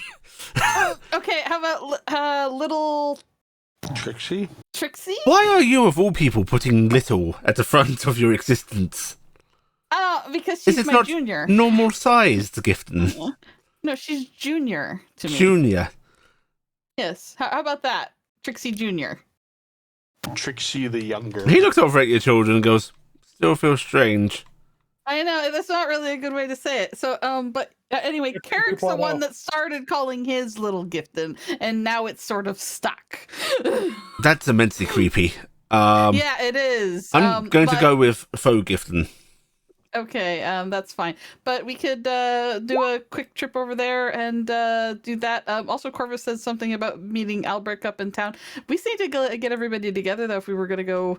You have the warding magic, right, for the keeping people from scrying on us, so we can go see Lady Gentle? Mm-hmm. All right, well, why don't we go meet everybody up at the tavern? Wait, And, lady, what? And then we can get going. Right, certainly. Okay, to the tavern then. Okay, Brinton, I'm going to pull you off of my ear. Thank you, that was lovely and loud. The children start getting shifted about. Gifted or him? Uncle Raziel being here is excitement. Yep. He is in fact a focal point of their day. All of a sudden, the dryness seems to make it. Tell a story. His dry, sardonic manner of interacting with them just seems to make him all the more entertaining somehow. Yes. But it's like he's irresistible to gift him because he does not seem that enthused. But eventually the children are plucked away. And you're about to head out the door, and in fact opens right as a fist comes flying through, where it was trying to knock. Oh no! Lucian sort of letting out a lordly little screech. Oh my nose! He didn't hit me, but I'm just saying that anyway. What? I'm covering Oh my no! nose. What? No, I didn't. Bleeding. Wait, what? Oh no! Oh, No. Oh, I think you broke it. Wait, you were no. Little shit. Hold the hand up. I got you. This is not funny. I would not strike a lady. Oh, you'd strike my door though. I don't. Okay, I came over here to inquire about the forge. What am I doing? Where am I doing things? I'm going to thumb jab over at Raziel and going, I think that the two of you will probably be setting something up around here. The metal is buried in my backyard, so it'd probably be easier if we don't have to haul it very far, because it is massive. And if there's a forge thing happening, you have two lovely smiths here. Yes, and actually, maybe the two of them can help you figure out where you can set up your magical cold forge. Okay, you have the specifications and the information you needed for what space you'll need for it. Yes, Lucian? yes, I do. Right. All right, I'm going to go work on wrangling the purple worms that you're going to need to get acid from. Pardon? Oh, wait. yeah. No. It mentioned acid. It did not mention wrangling worms. Yes, that don't worry. We're going to supply you with the acid, but we have some adorable baby purple worms that are going to be giving. Okay, because I don't wrangle purple worms. Aren't those adorable. vicious killing machines? They're actually amazingly cuddly in their original forms. Right. Okay then. They make adorable noises. Anyway, and before I forget, I'm gonna reach into my bag of holding and I'm pulling out two of those because I grabbed all those vests, the magi vests from, and I'm handing one to Raziel and I'm handing one to Lucian, just in case. What's this? It's magic armor from. To stop you getting shot, Raziel says.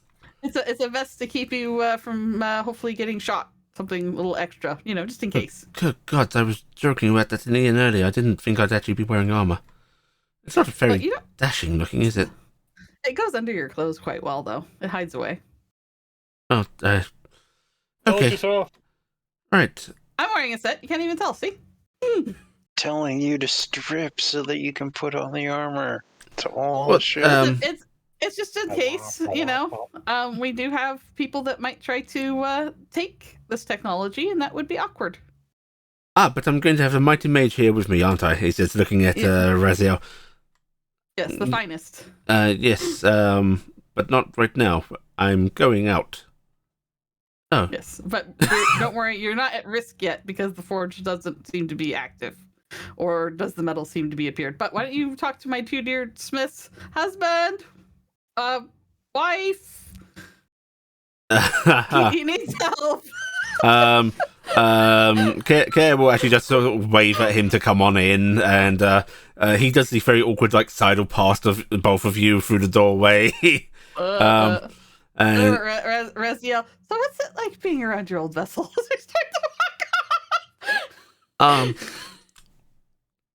strangely nostalgic, I suppose. Uncomfortable. Like looking in a mirror. Hmm. An old mirror, outdated mirror. Ow. What? It's true. I was expecting him to do the same answer he gives to all questions regarding anything out of his past. Uncomfortable. Comfortable. Yes, all right, and we'll head over to the tavern. And I sent those messages off, so hopefully they all understood. Gifton, what did you mean that Heya wants to keep him there? I don't understand. I'm not saying another message. I'd make sense. I get a very sour look on my face as I'm walking back with Raziel. I sent the wrong message to Corvus.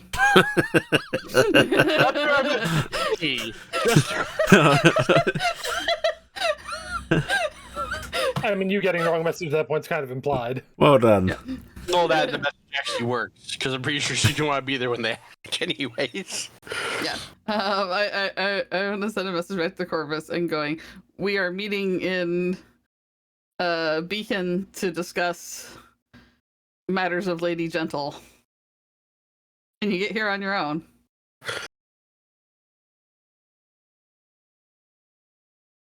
Wow, we're actually encouraging him to do the thing that we've been discouraging for a bit. I've been discouraging him, but you know what? He got really huffy about me the last time we were in there. If he wants to get here on his own, get here on his own. Corvus was going to start doing some magic of communing rituals. He was setting up all the little things. He looks at it. What do I? This is exactly. He puts it all back in his bag. Beacon Tavern. Got it.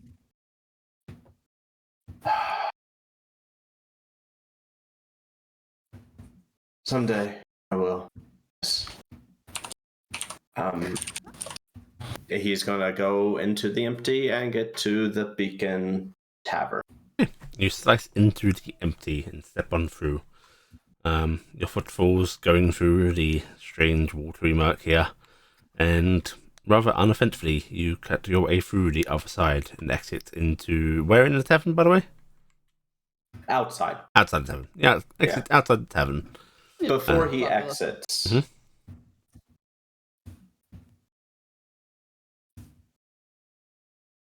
I do not know if you are here or would be amenable to any sort of conversation, but it would be interesting to meet with one known as an Azoth. And then he leaves. Okay. You step on out, and the rift closes up behind you.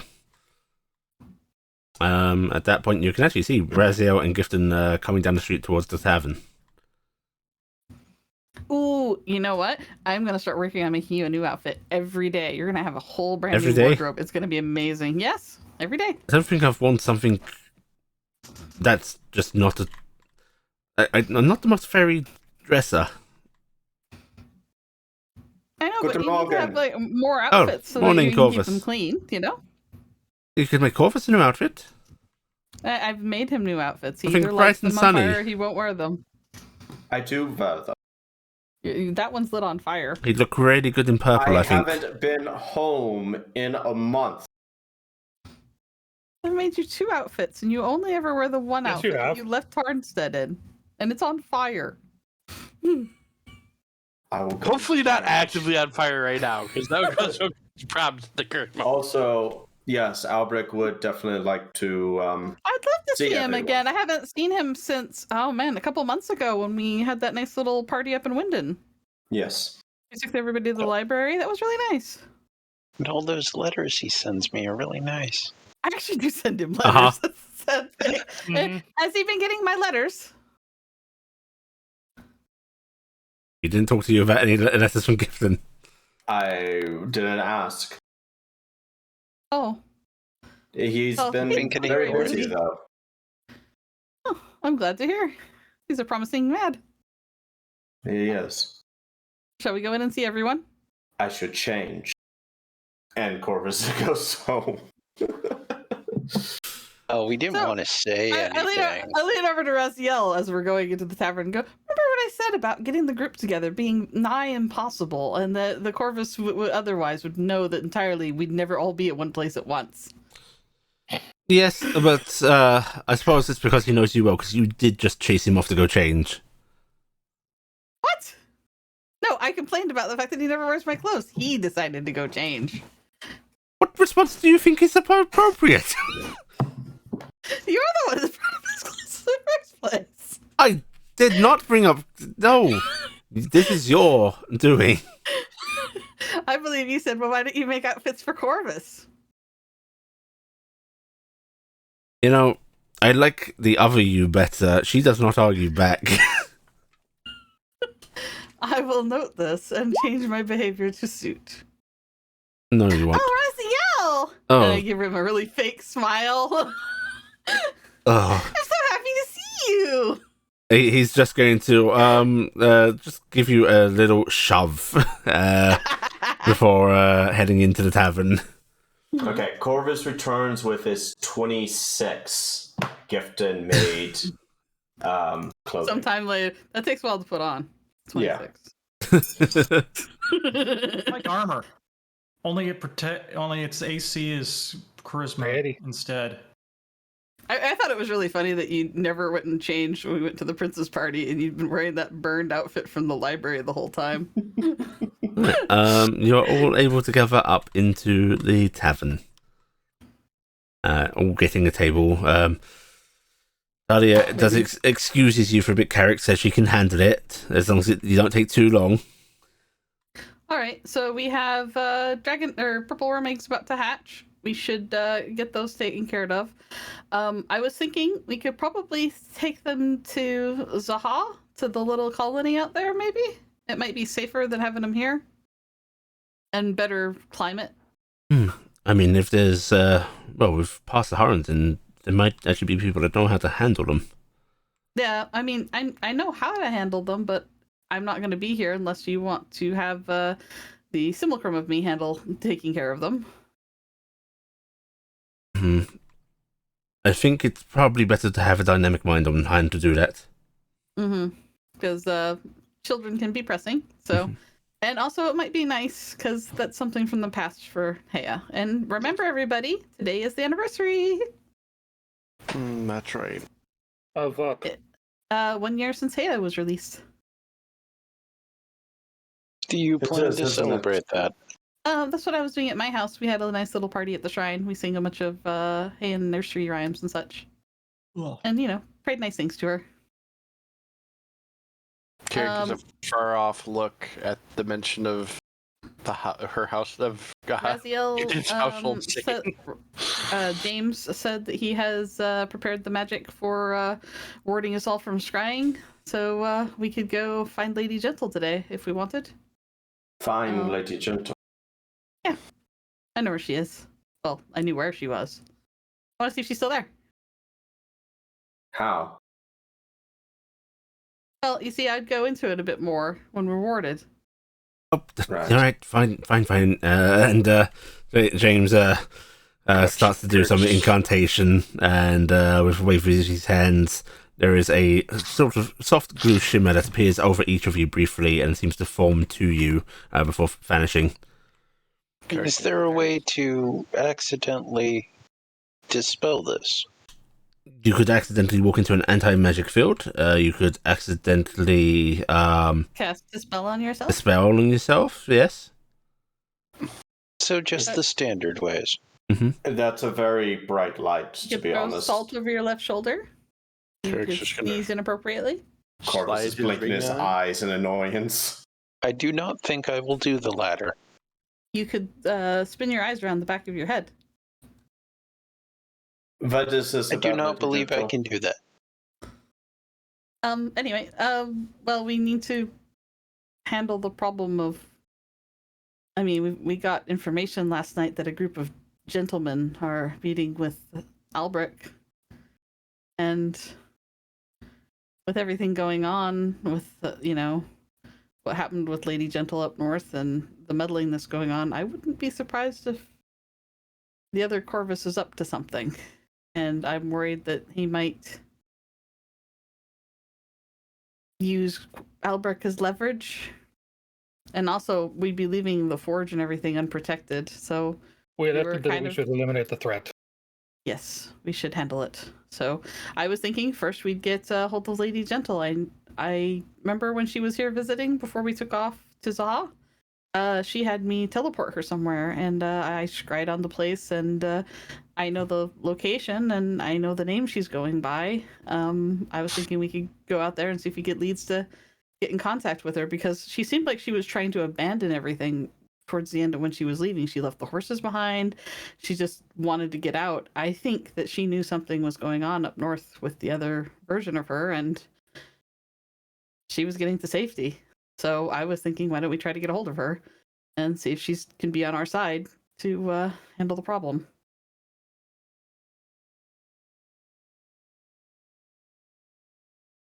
Anyway. It's a good idea. Yeah. She is in Southwood. The farmhand that greeted her when I dropped her off referred to her as Lady Valessa. I don't know if anybody knows that name, but that is Roselle. James. What? James. What? Are you aware of any organization that covers the bureaucracy of theology in Vinden? Or a group of scholars that may have an interest in those kind of subjects? I'm sure there's probably a handful. That's the individuals that Albrecht is meeting, based off of the amounts of documentation that Albrecht has written about such topics. And they had expressed interest. There is a name, sorry, but I seem to have forgotten it. Marcus has. But Corvus will give the name to Rizal. James. The name is Ima Yinfarin. Iman Inval. Sounds like such a fake name. It sounds like I'm involved. Yeah, that's what it says sound like that, doesn't it? Mm-hmm. Ima Yinfarin. It's definitely the Ima part that is. He has written books about the hypocrisy or the contradictions of religion. Can't say I'm familiar. Unfortunately, my knowledge of the Gentleman's Organization is a little outdated beyond a few ones that have caught my attention. Which is why I say we talk to Gentle. Could we make a check on that name to see if we've... Yeah, go ahead. what would you like? I will allow either a history or a religion check. Was somehow reading anti-religious texts back in his tavern days. that what the I judgment get the feeling in my case they're probably on the wrong continent for that sort of thing. But that, no. Oh, okay. Well, I was thinking, should we drop off the eggs first, or should we handle Lady Gentle first? Along this motion around this protection works. I mean, the egg drop-off is quick and easy, I suppose. Yep. And Carrick and Shexton, you are both familiar with the title and name. If only in Shexton's circle, because there was as much criticism of the Morgani faith, and it caused a little bit of a upset in Hexenreich. Especially when, because there were scholars over there that actually wanted to discuss it legitimately. And it caused some slight issues. Carrick, I don't know how you know about it.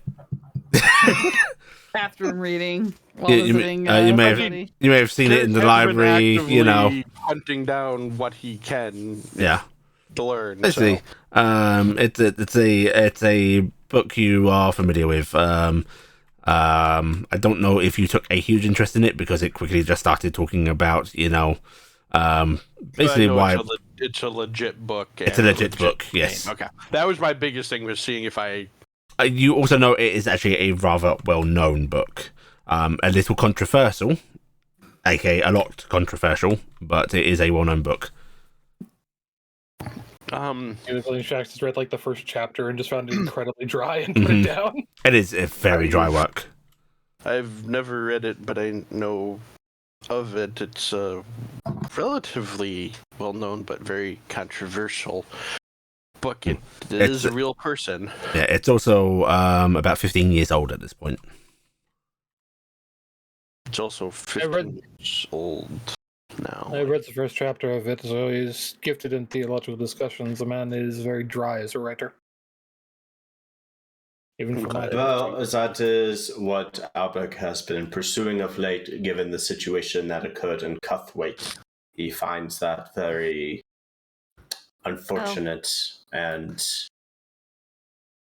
for lack of anything, I definitely want us to meet with Albrecht and have a talk, probably as a group. I kind of lean forward on the table a little bit, putting my elbows down. As your general, though, I'm going to have to say what I think we should do. As they'll cost on his drink. To Zaha. Wait, drop what? off these eggs. We're going to go see Lady Gentle. Then we're going to make a trip up to Wyndon. We'll check in with your dear nephew. And as nighttime falls, I want to go talk. I want to go talk to Harcount. Were we just generally sitting in the tavern general area? All right, so I'm going to shoot up, pushing the chair slightly, salute, And quite loudly, sir, yes, sir. There's a moment of silence before the tavern. They're be surprised. quiet. Please, I say. You hear one of the hunters in here, who an older gentleman, just grain beard and such, just sort of raises a mug towards you and goes, "Eh!" And that's about it. The din of morning murmur returns. I think that was the best use of our time. That way, we're spending it on the things that we can. Harcount won't be rising until the evening, as I recall. Yes. So we'll see him in Wyndon in the late evening. We can see Albrecht before that, before the little lad goes to bed. We go handle these two things first, and we can go forward. I think we need to try and get Harcount, if we can somehow finagle. It sounded like from your conversations with him, Corvus, that he has access to very specialized mages that felt like they could handle a problem of the threat that you were detailing to them. Yes. It might not be bad for us to have some backup, and maybe he'd have a good idea of where we could set up a trap. It does. I have been giving some thought about that, though I am somewhat concerned if we rely too heavily on magic, we may be suffering from our own crutch on that point. Because that his whole MO is no magic. Well, that's why we need to make sure, which is why I'm going to ask you to give me back my arrow.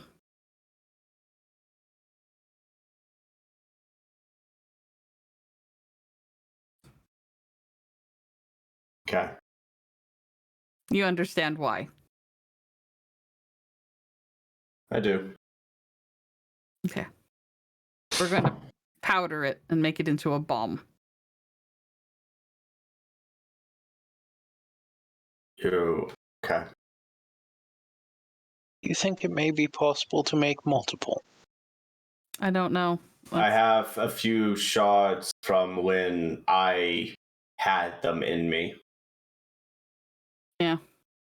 And there's a lot of them in Noran. I don't know if we'll be able to get that, but again, let's do order of operations. We get the egg someplace safe. Yes. And we go to Lady Gentle. Then we go to Albrecht, and then we do a meeting of the minds with Harcount. Can I have an intelligence roll from everybody, please?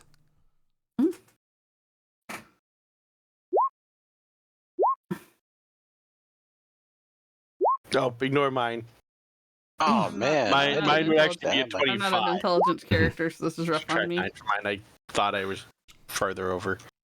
I'm sorry. Okay. Anyone that has rolled a 15 or above, Yeah. No. and Corvus mentions, hey, there's a lot of that stuff in Noran. You have something. We do have the artifact itself. We You can have a powder. black obelisk. Of Well, we this, need to get that is. I can't bring it up because I didn't make the check. We do have more closer to home right now, but I don't think. It's all fully recovered. Yes, but I don't think it's technically not ours. Oh.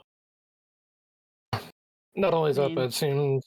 Oh, you mean the item? The thing, I mean, yes. again, meeting with Harcount, we could get permission, maybe. Not only You that, seemed but very they have adamant about getting that back, whatever Well, it it's Not costs. only that, it- but the material it is made of, they might have done something to allow to have those properties. Not knowing. You're cutting in and out again. there doesn't need to be any treatment. The arrows I handed you are pure. All I right. wonder if something maybe was done to the item that might make it not suitable to be used for this, though. This is again something we could discuss with Harcount. The quality of Yes. it. If it's Yes. merely just a selection of stone that was taken from Noran and that's all that's special about it, maybe we can shave a little bit off. And I don't know what we can give him, but I'm pretty sure the services of an adventuring group of our caliber is something he could deal for. Or something. I don't know. Maybe some blood. Who knows?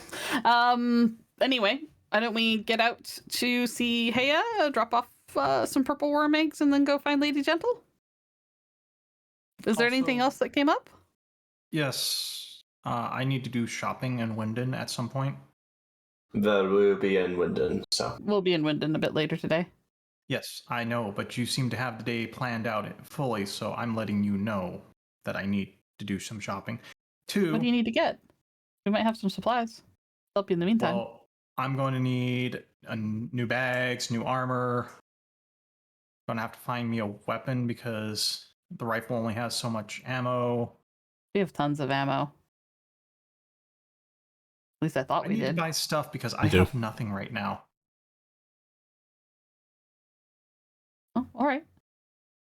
And two, look over at Raziel. You are completely unpopular with Yamiel and some of the Amor right now. There's no shock. I already knew that. I'm fairly unpopular at the moment. What? Yeah. And three, Coming Michael back. is currently under arrest. Also, no okay. shock, to be fair. What did your mother do? Actually, a little bit of a shock. I would have thought she would have been put down. Arrest as, like, here or up there? Or whatever. Michael heaven, was a very whatever. angry person, basically, throughout the entirety of his history. If she caught wind of Cass, then, well, I can only think of one thing she would do, which is Heaven. She Yes. stormed heaven with All right. my Someone brother in did tow. inform her, I believe. I mean, as you yes, do it was when only fair. someone dies. Yeah. Was The death of a loved one is not something you should keep under wraps. Yeah. I actually kind of appreciated the fact that it was done by not B because every time I've ever interacted with Michael, I've gotten a sharp bit of lightning to my face and I kind of wasn't relishing it. I actually think if I would have told her you died, then don't I think she remember might her have killed zapping me. You. Oh, she zapped me many times. Mostly There was the sword, whole but- thing that you did with you and gifting out the standing stones. And then whatever else interactions. when Cool, there's has stories Pretty ever- much you and exactly her most of the time. Michael has ever been an unpleasantly sappy person. Alright, do we need to... Is she fine? Are they fine? What's up, Cass? apparently they're being well cared for. Looks at James. What? Does that Not have doing any it. bearing? I'm. Well cared for? What does that mean for you? You said Yomiel said this? Yes. Then she is probably being genuinely looked after. Not mistreated, I would assume. Why would they keep her alive, though? Wouldn't they just wipe her mind or, Probably us. Yes, you are new tenuous grounds and how they interact with things. She is probably. Oh, so they sent Yamiel Hinge to pin. talk to Cassie to No. kind of give us a thing? I was trying to get a hold of Michael last night and couldn't get a hold. And I let go of my protections, and Yamiel showed up, kind of unhappy, and let me know that nothing was reaching her because she was in the timeout box. Okay, so it might just be God manipulation then. They're likely curious about her restoration, and they're likely wary of doing anything permanent to her because of he sort of gestures to you all. They're an association. It is good that association with us does prevent immediate termination. Did Yamiel do this on her own accord, or was she sent down? Yamiel, he was here because I was trying to call Michael, and I think he was nearby because it's what he does, and he decided to inform me as a politeness. Maybe just that. So Because I hopefully it's just apparently that. stink of dead angel. Out of character. Out of I character. thought you smelled a little Yeah. off. Also, Actually, out that's a slight smirk. of character, just a reminder: was Yamiel the one that took off the mask for the host of angels that want to? Anonymous. We know Yamiel is the leader of the pack. Yeah, that Yeah. was Yes. okay. I And wonder. he also wants me to give his kind consideration. Of what? Probably wants me to think before wiping another one of them out. Might be the. That is 4 of them now. Well, unfortunately for them, I don't have Actually, the ability to do that anymore. Technically, it's like 6 at this point. But I mean, at least it's 6? back to like 4. That was Oh. the first But- run. I Yeah. wonder if he is referring to the other group. We don't know who they may or may not be. So the if one on the window, it the comes, spinny one down in the tunnels. yeah. I wonder if Our was anonymous aimed for- group. Yes, We don't know exactly who is who. So and that might also be. He might have been counting on Cass mentioning this to us to bring in the good favor that he came on his own to let her know. yes, The whole more on the whole thing they want to do. Well, I like was I said, actually- I'm not going to go after them because they aren't coming after me.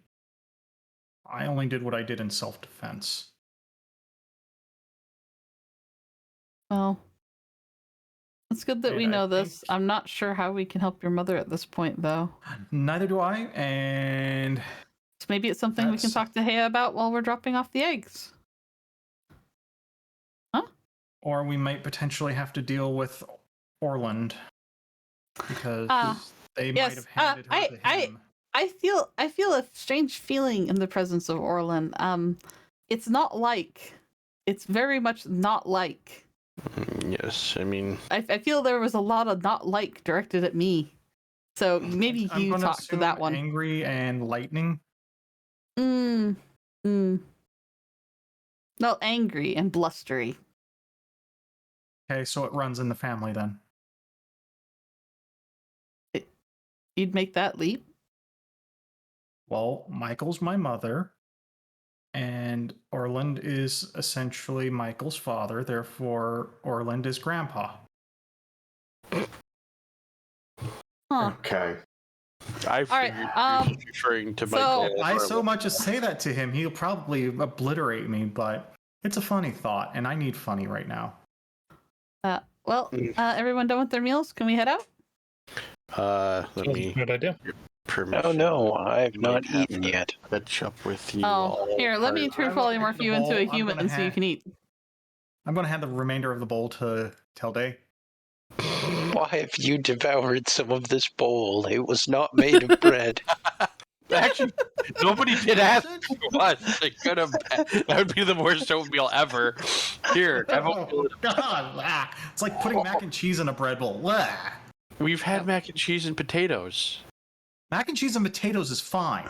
And I got up and I started walking away. Let me talk to Talia. I might have to join you part of the way through. Well, we've Do got to you get the need to eggs do from chores? Yes, I know. I can do that, but I may have to stay here and help. you. It's my big finish up strong the- brother going to carry an egg for me. Yes, I will carry an egg. How big are these eggs again? They're like 3 feet tall. They're very relatively small. I motion at the massive sized eggs. They're relatively small. I Oh. like to think this compared to the actual dragon eggs. So, Same weird- yeah. Right, so you're all going to go about arrange. Yes. I'm going to go talk to Talia and get permission. Yes. So, as I was saying, you're all going to arrange your days to get this going. You're able to talk to Talia, and indeed, I mean, she was opening up. She's still expecting workers to come in, because you know she doesn't plan for you to actually be here. So yeah, you are free to go. You're all able to go collect the eggs, and they are shifting considerably. I'm probably going to hatch today. Who's going to come outside? You are. But you get your things in order. You get the eggs collected up, and then how are you traveling to Sahar? I'll tree travel over Tree travel? to the Oasis. Yeah, Okay. I'll take a slot off. Right. Okay. And you step through the tree out into the oasis of this new little town. And there, it's even in the short time, very very short time that you were gone, there's already another building here. Looks like there is just progress being made. You don't see any actual work being done, but This is like late afternoon. There were those big builder creatures last time. So this is morning. it was morning where you were. Over here, it is sometime during the night. So active. Yeah. Right. Evening. You step through. There's a few surprised drow and such, but your known faces at the very least. I'll give a slight bow and greeting in ancient Saha. And you get little bows in return, fond greetings. And one of the older drow men actually comes up to the group and goes, what brings you all back here? We have some purple worm eggs from back in the past, in your time, that may need caretaking, and we're not sure if we'll be able to take care of them very well. And we thought, since this is the anniversary of Heia's release, that maybe she would want them here. They're gonna hatch today, we think. Well, tonight. Then I will see if we have anybody that is practiced in the care of the burrowers. Thank you. And he sort of starts moving off and actually starts talking to people, and it looks like they recognize him as someone with position. He actually seems to have a little bit of sway here. And soon enough, word starts getting passed around. Let's see. A Heian priestess actually comes up to you, an acolyte, not the full blessed ones, but you can see from her regalia that she is a devout worshipper. Give her a deep bow, respectfully. And she inclines her head towards the group of you and goes, are you wishing to stay a while? We can see you housed. I'm afraid we have much journey to do on work of the goddess and others, but we were hoping to find safekeeping for these dear babies. Come right onto come here for now, and she'll sort of wave you to follow her, and she's going to lead you to what is a small temple's even too much of a word for it. It's a shrine, essentially. Building one, but small nonetheless. And she just sort of gestures to you to bring them over there. And there's already hay being actually collected out just to create some soft bedding. It's like, they do not need this to, they are used to the rock and stone, but while they are moving about, best try and stop it as best we can. Please set them down here. Derek's Thank you so gonna much. move them over to where they tell us to put them. If our friend is unable to find somebody specialized, I, of course, am tutored in how to care for most things. I am just not the most practiced. I know a bit about how to do it, but unfortunately I won't be having the time with as many places as we have to journey. And I do not dare take these sweet children into danger. Of course. I am Alim, by the way. Nice to meet you, Alam. I am Gifton. You know who you are. You are one of Hayer's favorite. Gifton blush a bit.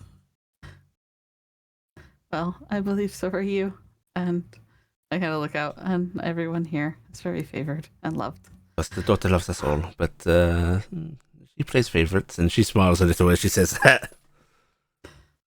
Well, yeah, everyone does play a little bit of favorites. Of course. And as she's speaking, the older drow man actually comes walking back towards you all with a younger man following behind him, who seems to be clad in thick leathers. They're almost like a smithy's leathers, but not entirely quite. And as he comes on over, he sort of gestures to him and goes, our friend here has had some experience. He raised many animals for sale, peppered worms included. I'm going to bow respectfully. And he will bow in return. The young man inclining his head and goes, I am a ban. I will see these in good stead. Thank you. I will recompense you as much as we can. Please, it is not necessary. You have brought some of our home with you. We are hoping to collect some of their acid they use for burrowing kindly, not through any harm to them, to facilitate a great quest we are on for the good of all. And as much as I would love to take care of them and have them always, I'm too busy moving right now, and I do not wish to make them suffer such travel. You need to rest it. We can try and collect some, although we will need to procure some vessels. Yes, if that could happen, we will be needing some of the acid. Whenever they're able to actually safely produce it, I know they're going to be. It will be a week at first. We will make sure that we get some vessels here, so you do not have to worry about them. Yes, we can bring supplies. And is everything going well here? The older drow bows his head in acknowledgement, sort of acquiescing yes, as he goes. It is. We are finding the fortune where we can. It is still hard. It is. It feels unreal still, but Walter is seeing us safe. Yes. We must count our fortunes where we can find them. Today is the 1-year anniversary of her release from entrapment. I do not know if that is something that your people would like to celebrate, but I have had my family celebrating it. We never know. It is a blessed day. We never know her entrapment, but all the same, it is a momentous occasion for her, which means it should be for us. Thank you for telling us. the calamity that befell your people that you escaped from shortly after they entombed the goddess for a very long time, and she has only been free for about a year now. We will mark the end of the betrayal with great celebration. I will bow my head. It might be good for her to be reminded that good things are coming ahead. And A reminder that I say, think we could all do with. yes. And I had a smile and go, I don't suppose she's hiding around here somewhere. I kind of. The three drow sort of give each other a look of curious thing before he looks back at you and goes, I do not think the goddess hides. Well, I know she's like ever present, so I wasn't sure if she was just, here but not here. You'll, I don't know how goddesses work. I have a really loose idea of religion. There's a soft clearing of a throat behind you, and you just hear a familiar voice of Heya going, I don't hide. That Alright, never gets old. What do you call that then? I call that not startling somebody by appearing in front of them in a godly burst of light. Oh, but I want to see that sometime. I don't know if you would start us. I like light. I'm gonna rush over here, hug, and kiss her on the forehead. She hugs you back. She's much taller than me now, so yeah. I'm gonna lean up. And she smiles softly before looking over at the elder drow that's been sort of helping you sort things out, and just goes, "Thank you, Tihami. We'll handle this from here." And he bows his head and smiles at her in that sort of adoration. For he says goodbye to the other two and seems to go about his business. And Heya, after giving you a sort of brief hug, will actually let you go. And she's going to go over and look at the eggs, crouching down by them and putting her hands on them. And you can see her genuinely smiling. And the little wigglers are going to be out any time. I will have to keep an eye here. My attention is torn, but this is good. It's wonderful. Yes. It is. Thank you for bringing them home. Mm-hmm. I'm glad we were able to take care of him for as long as we were. Yeah. Also, I'm sorry how the meeting went. You seemed stressed and upset. I don't like it at all. I don't like how they behave. I don't like how they treat people. I don't like the stupid rules.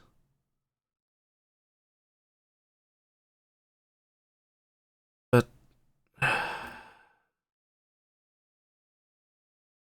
It's all a very conflicting feeling, yes? and what about you? That must have been not too fun for you. I'm sorry I didn't do more. We did enough. And I think we did alright. We didn't cow, right? No, you didn't. You I think we put more angst against us by some of our comments. There were a couple of disgruntled gods leaving that, which I think is all well and good. I'm a bit... I'll be honest, I was a bit put off that they wanted to spend time dwelling on sin when we should have been working together on a real problem. They are old-fashioned. How do you say it? The shitheads. They are. Ah. I thought you were going to say stick in the muds, but no, that fits better. They are absolute bastards who want to put the fear of God into you as if it's even a necessary demonstration. And I'm sorry for being a bit unkind to your father, but I'm sorry, we just do what we think's right, and we do it anyway, and we don't really need their goddamn permissions. He frowns a bit and goes, no, he's a...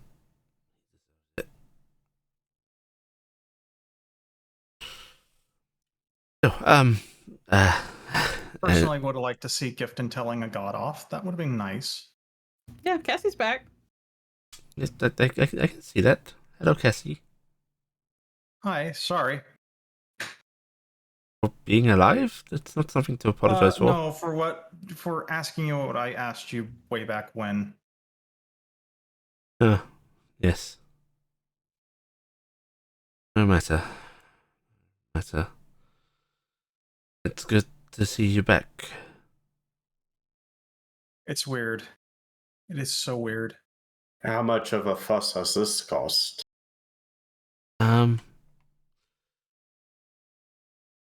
It's hard for me to say because they don't really involve me in certain things still. Yeah, She says that a little bitterly. I'll figure that out a bit better. At Nice. least Dylan's hopefully being a bit better about it. Dylan's He being better be. Dylan is being very welcoming. Nice to have somebody that He seemed to have genuine remorse for everything, and I feel like that's a good path to be on. I don't know if I feel that quite the same from the others. remorse is all well and good, but it's still. It's easy to be angry, and I am trying not to be, so. Yeah. Don't be one of those gods. I say with a smile. I am going to be better than they are. Hey, have they the sandstorm? Did they remove Have they it? done anything? Not yet. Hmm. They say they will. We'll see. I might have tried to use it as leverage. Maybe I shouldn't have said anything. Oh, speaking of leverage, look over at Cassie. You want to ask her? Apparently one of my mothers is under arrest right now Other brother. Other brother. with my brother. What do you mean? Michael kind of tried to kick the doors of heaven in and apparently got arrested. Ah, The And archangel that we're was ca- purified for your release. you want me to try and get her out?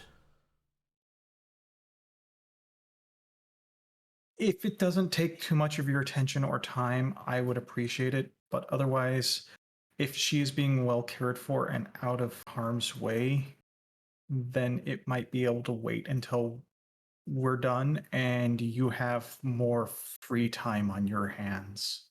Maybe if you could just pass word to her that Yes. Cassie's alive Yes. and okay again, and worried much for her. I can certainly please maybe release on her behalf, but I can't force anything. But I will make sure she's okay for you. I would appreciate that. And I will if pass you on do word. speak to her, if you do speak to her, let her know I'm back. I let them know I'm back, and I will be glad to see them in the future, and that I will continue to look for Dad while they're stuck. Okay, I will do that. Thank you, Heya. I'm sorry Thank we you. asked you so much. I owe you everything. Fine. But I do have one other question, and this is something entirely in your wheelhouse, and it's more of a question. You want to have children? What's that? You want to have children? Oh, you should. I like that one. I can help with that. Why? Now's not a good time. It's With my whom? wheelhouse. There's never a good time but for children. There's someone always a else I wanted wonderful to ask time. about.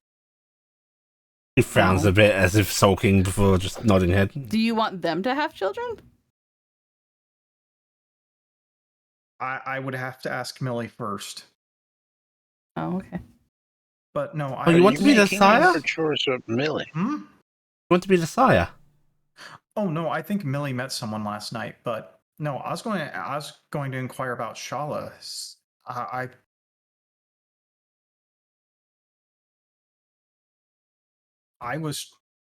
didn't get to say goodbye, and well, I wanted to know if things went well for her after I vanished.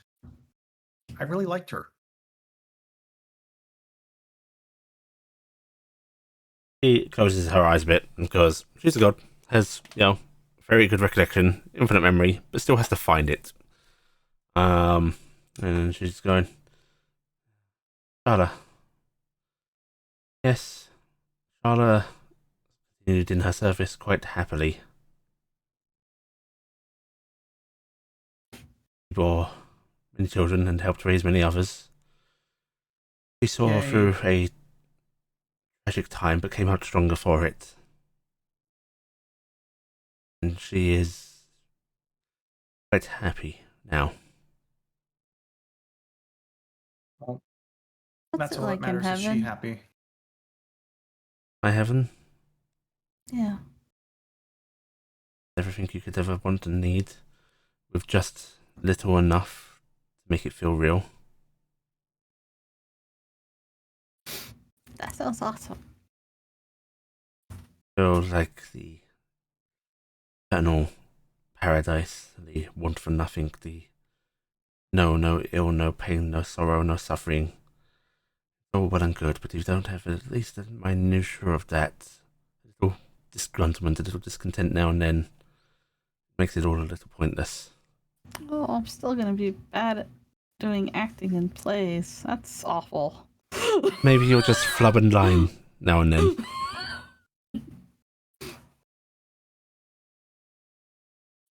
I'm sorry. I distract.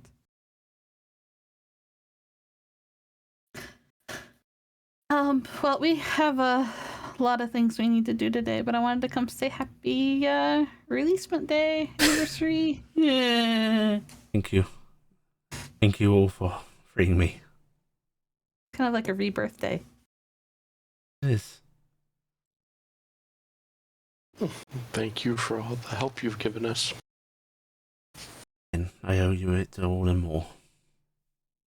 Did you hear the other prayers from the kids? I did. They were trying really hard today. They are trying very hard and they are very bad at my language, but what children are not? Hey, the fact that they're bilingual is still a really big pride for me. Tell you what, when this is all fixed and I can divide my attention again, I'll come teach them some personally. Oh, they would love that. Maybe you can send them to school here? Maybe if there will be a school here, that would be nice. I was actually working on an arts academy for over in Beacon, and I was thinking it'd be really nice to maybe have a go-between, and we could learn some of the styles and stuff like that from over here and bring it over there and kind of go back and forth. Share it. It would be only a small the world. miracle to link the two places. I love could build miracles. a library if you want. Center of Learning needs a library nearby. Yep. I mean, I have mine in Beacon right now, and having it more places could facilitate better communication, better sharing of ideas. Oh, I think Even though I'm not that smart. I think the greatest miracle would be sharing beautiful things with the people of Zaha and Beacon. That would be the greatest thing in my heart. But for now, we have to make the world a better place for that to happen. Yeah. And I'm going to give her a very deep bow. My daughter. She smiles and pulls you, grabs your shoulders, pulls you up, and pulls you into another hug. I'll give her a big hug. I wish you all the best. I will keep as much an eye here as I can. I'll make sure the little ones hatch safely. Also, I've got to figure out how to build a bigger house because I've realized between Jazem, Kara, and me, we're gonna have way too many kids, and my house is much too little. She gives you a curious look and just goes, "What do you mean too many kids?" Too many kids for a small house. Ah. Need space for all that. Then I think when all is said and done, I must recreate my builders. Yes. And I will hopefully be bringing Treble's babies back here when they hatch. That would be another wonder. Another little light show over here. All right, I'm gonna walk over to the tree and wait until anybody else is done. In case they have something else they wanted to bring up. Corvus has just been there. Okay, she bids you all farewell, and you're all able to head back over to the tree, leaving the eggs in the care of the priestess and what you assume must be an animal handler. And I marked that on the eggs there and so. All right, everybody ready to go to Southwood? Sure. I think so, yes. Where is Southwood anyway? Do that thing where I put my hands together North of and kind of like Westwood, stretch probably. my arms out, interlocking the fingers, like Mhm. doing working up to something big. Can we actually? And then Can we actually get the Paras map? Because actually, I'm actually kind of curious. oh yeah, I thought I'd moved you over. I had not. Oh. you've been sitting on the Barras map just staring, and we're just like, it's dark. Southwood. Brandon Charles, nice. Oh, is that re-enabled? Hell. That's It re-enabled on all. Oh, maps when okay. they I'm did like, it. I'm like looking at what I can see and go, is that Paras or is this the desert? Because I'm right in the middle of the mountain, so it's kind of sandy colored. There we go. There we go. Oh god, I'm Right, really zoomed out. Southwood I can't is even- over here. I was right. It's north. It's just there's not north of Westwood. We've had a joke about Southwood before about it being north of Southwest time. Actually, the fun part is, I mean, Southwood's about the middle of the country. Yeah. And it's Well, north, it's north of Northdom and Northwick. Yeah, This but is the the thing. closest we'll been to Noran. But it is south of Northburg, so. Yeah. Oh, Well, I'm going to go over to a tree, and I'm casting my other plant travel spell, and I'm just focusing on the bush that I sent Lady Gentle to. Okay. Right. It was overlooking a little bit of a farmland, I believe, where that fellow was. Right. You open up your portal, and all of you make your way through, emerging into it looks like it is near farmland. You see a farmhouse with surrounding fields, and off in the distance you can actually see a village now. It's a little bit away, as you know, farmlands tend to be pretty far out, but it's within walking distance. You can hear the mooing of cows. You can hear chickens. Actually, does seem to be a lot of animals here. But you think perhaps that is just for the farmhouse proper itself, because it looks like they have a lot of wheat grown in the fields. That's probably their main actual supply elsewhere. So you brought Lady Gentle here after or before we went to Zahal the first time? Yeah. Listen, I do things for people on the sly. I don't talk about how many bodies I've hidden for Denoran. How many have you hidden for Denoran? More than one. It appears that you have spoken about it. Yes, I have now broken that. So now it is only something I could have said in the past. Here I was briefly expecting, I guess I have to bury more. just is that brown checkered line a road? I'm guessing on the map. Yes, That goes right through something. Okay. it is. Just want to make sure. Well, I'm gonna start marching forward. Right. You marching forward towards the farmhouse or towards the town? Towards the farmhouse, because I remember there was somebody here that knew Lady Valessa. So Yeah. Okay. You head towards the farmhouse, and before you even get to the house proper, you can actually see a young lad who is currently throwing chicken feed out and about for, guess what, chickens, in their front yard, and he actually starts a bit seeing you all approaching, and is actually quickly sort of running towards the house, going, Pa! There's folks with weapons, Pa! we're horribly dangerous. That is not what Say that out loud. Good grief, Gifton. What? By horribly, would that mean that we are not well dangerous, or does that mean that we are quite dangerous? I was thinking that we were really kind of pathetic in the way of dangerousness. Which, but, after a moment, the door is sort of flung open, and out steps a man, readying a short bow, actually pulling an arrow back. Excuse me, No. sir. What are you folks doing here? I helped my friend get here about a month or so ago, Lady Valessa. I wanted to make sure she's okay. There's the ever so slight lowering of the bowl, but not entirely. And he goes, "You're an acquaintance of Lady Falessa." I'm Lady Greysteel. She may have spoken of me. The bow is actually the notched arrow gets relaxed. Just the string going loose again before he sort of lowers it. Goes, "Hi, Lady Greysteel. She's mentioned your name. Said if you came calling to let her know that you know where she was." Oh, good. We were worried about her safety, so. What did you give her on your first meeting? On my first meeting, I gave her my blood. Right. And he nods his head a bit as if he was told to ask a question, not quite understanding it.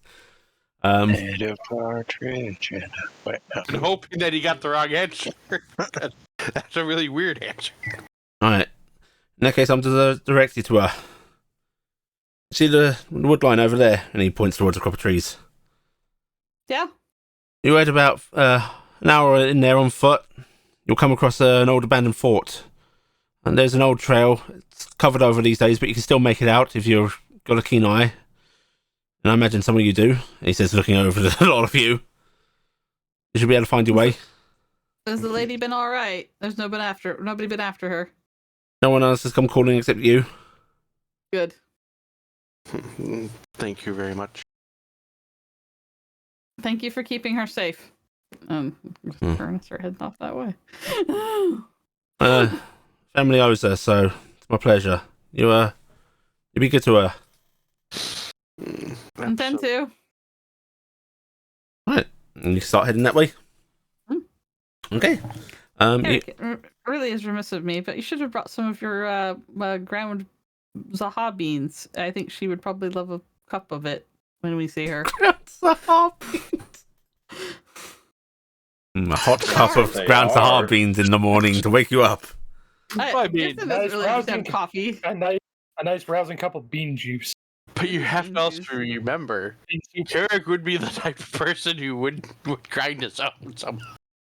He'd come up with this eventually. Breaking his beans at home. We will have to invite her over at some point. You're thinking about them beans. Safer since didn't think of bringing any with us, or come another day. Also, isn't she going to be just so surprised to see the 7 of us? Well, 8 of us. I pat Dingus. Yes, Lord Dingus. All right, no, we'll travel. No, down that Merrick, road. we're not ignoring Okay. you. Kristen is going to just wistfully, try to think of where she's going extra hard. Does Like Corvus the road will go see faster. any cuts? No, you do not. Eric's now. He'll be keeping his eye on that. Because Gifton picked on him, kind of, without thinking about Right. Are you guys going to try and head through the forest and just go in this direction and try and stay on direction, or are you going to try and find this trail? How are you doing this? I want to find the trail. I'm going to try. Find the trail. Yeah. Going to find the Can I trail. find the trail by air? That will be even harder. Okay. Trees. Trees. Trees. Yeah. Trees, you say? Yes. Speak with the trees. Find the. I mean, you I could. could. I know, that's actually- You could literally ask the trees where man used to walk. Yeah. Or, I mean, I do have this spell that I've never prepared called Find the Path. I imagine you don't have it prepared. Prepared it. Yeah, I I don't. actually have prepared commune with nature, and it can tell me where things are. Brain and bodies all. Existence of buildings, for example. Yep, that would work. So I'll cast commune with nature as a ritual, so it'll just save us some time. And then I will find where the thing is. Nature begins to speak to you when you cast this. You hear the whispering of the leaves, the wind, the earth itself, and they tell you of the trail that men used to walk, leading to a old stone fortification, and they are able to guide you. Oh, So you can all you say this way? easily find the trail and get on it, and it is definitely a lost trail, but there's still signs of it. And soon enough, you find after an hour, you find yourselves approaching a stone fort that is maybe in the old days it had a clear line of sight, but now it is surrounded, overgrown with trees, plant life. It is basically this forgotten structure in the woods, somehow still intact and standing. As a very, very quick thing, right before we jump the hour for the walk, one thing I want to do, imbue an item, and cast that. Okay, yep, you can do that. Alright. Are you guys actually going to try and stealth? I'm not trying to. I don't want to. No, but it makes it so we don't leave tracks or anything. So Yeah. Okay. Yeah. When we get up to it, I'm guessing it's in check to try to figure out how long since this has been like truly occupied, like actively used, not. I would allow either history or masonry or a straight intelligence. That one's easy for me. Heather, you think she's gonna have all manners of traps and stuff like that we're probably gonna run into and explode? we rolled the exact same number. Mm-hmm. Okay. This is probably about 400 years old. When I know we've discussed this at one point, like what we know of as brass today, I'm guessing is older than that, correct? Yes, brass is older than that. Okay. Brass wasn't as large as it is now then, but it's older than that. Okay. I would assume so, Gifton, given All right. what her situation is. Given what her situation is, I think you need to stay a bit more in the back. Okay, are you guys going to continue the conversation as you approach? Are you going to be loud? Are you going to be quiet? You're just speaking out loud, yeah? I'm speaking out loud. Corvus is going to hang back. Okay. I am not going to pipe up. Right. That would be very awkward, I think. Corvus is hanging back. Are you stealthing yourself, or are you just towards the back of the pack? I'm towards the back. I'm Okay. not stealth. Alright.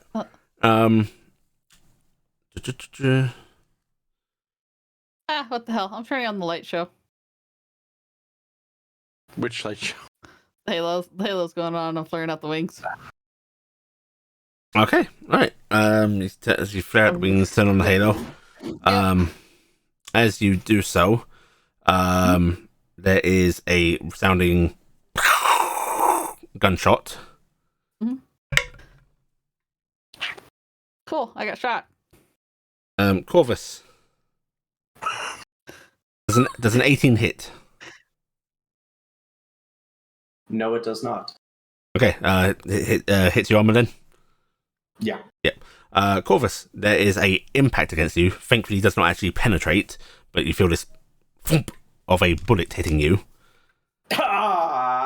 Okay, that's how that feels.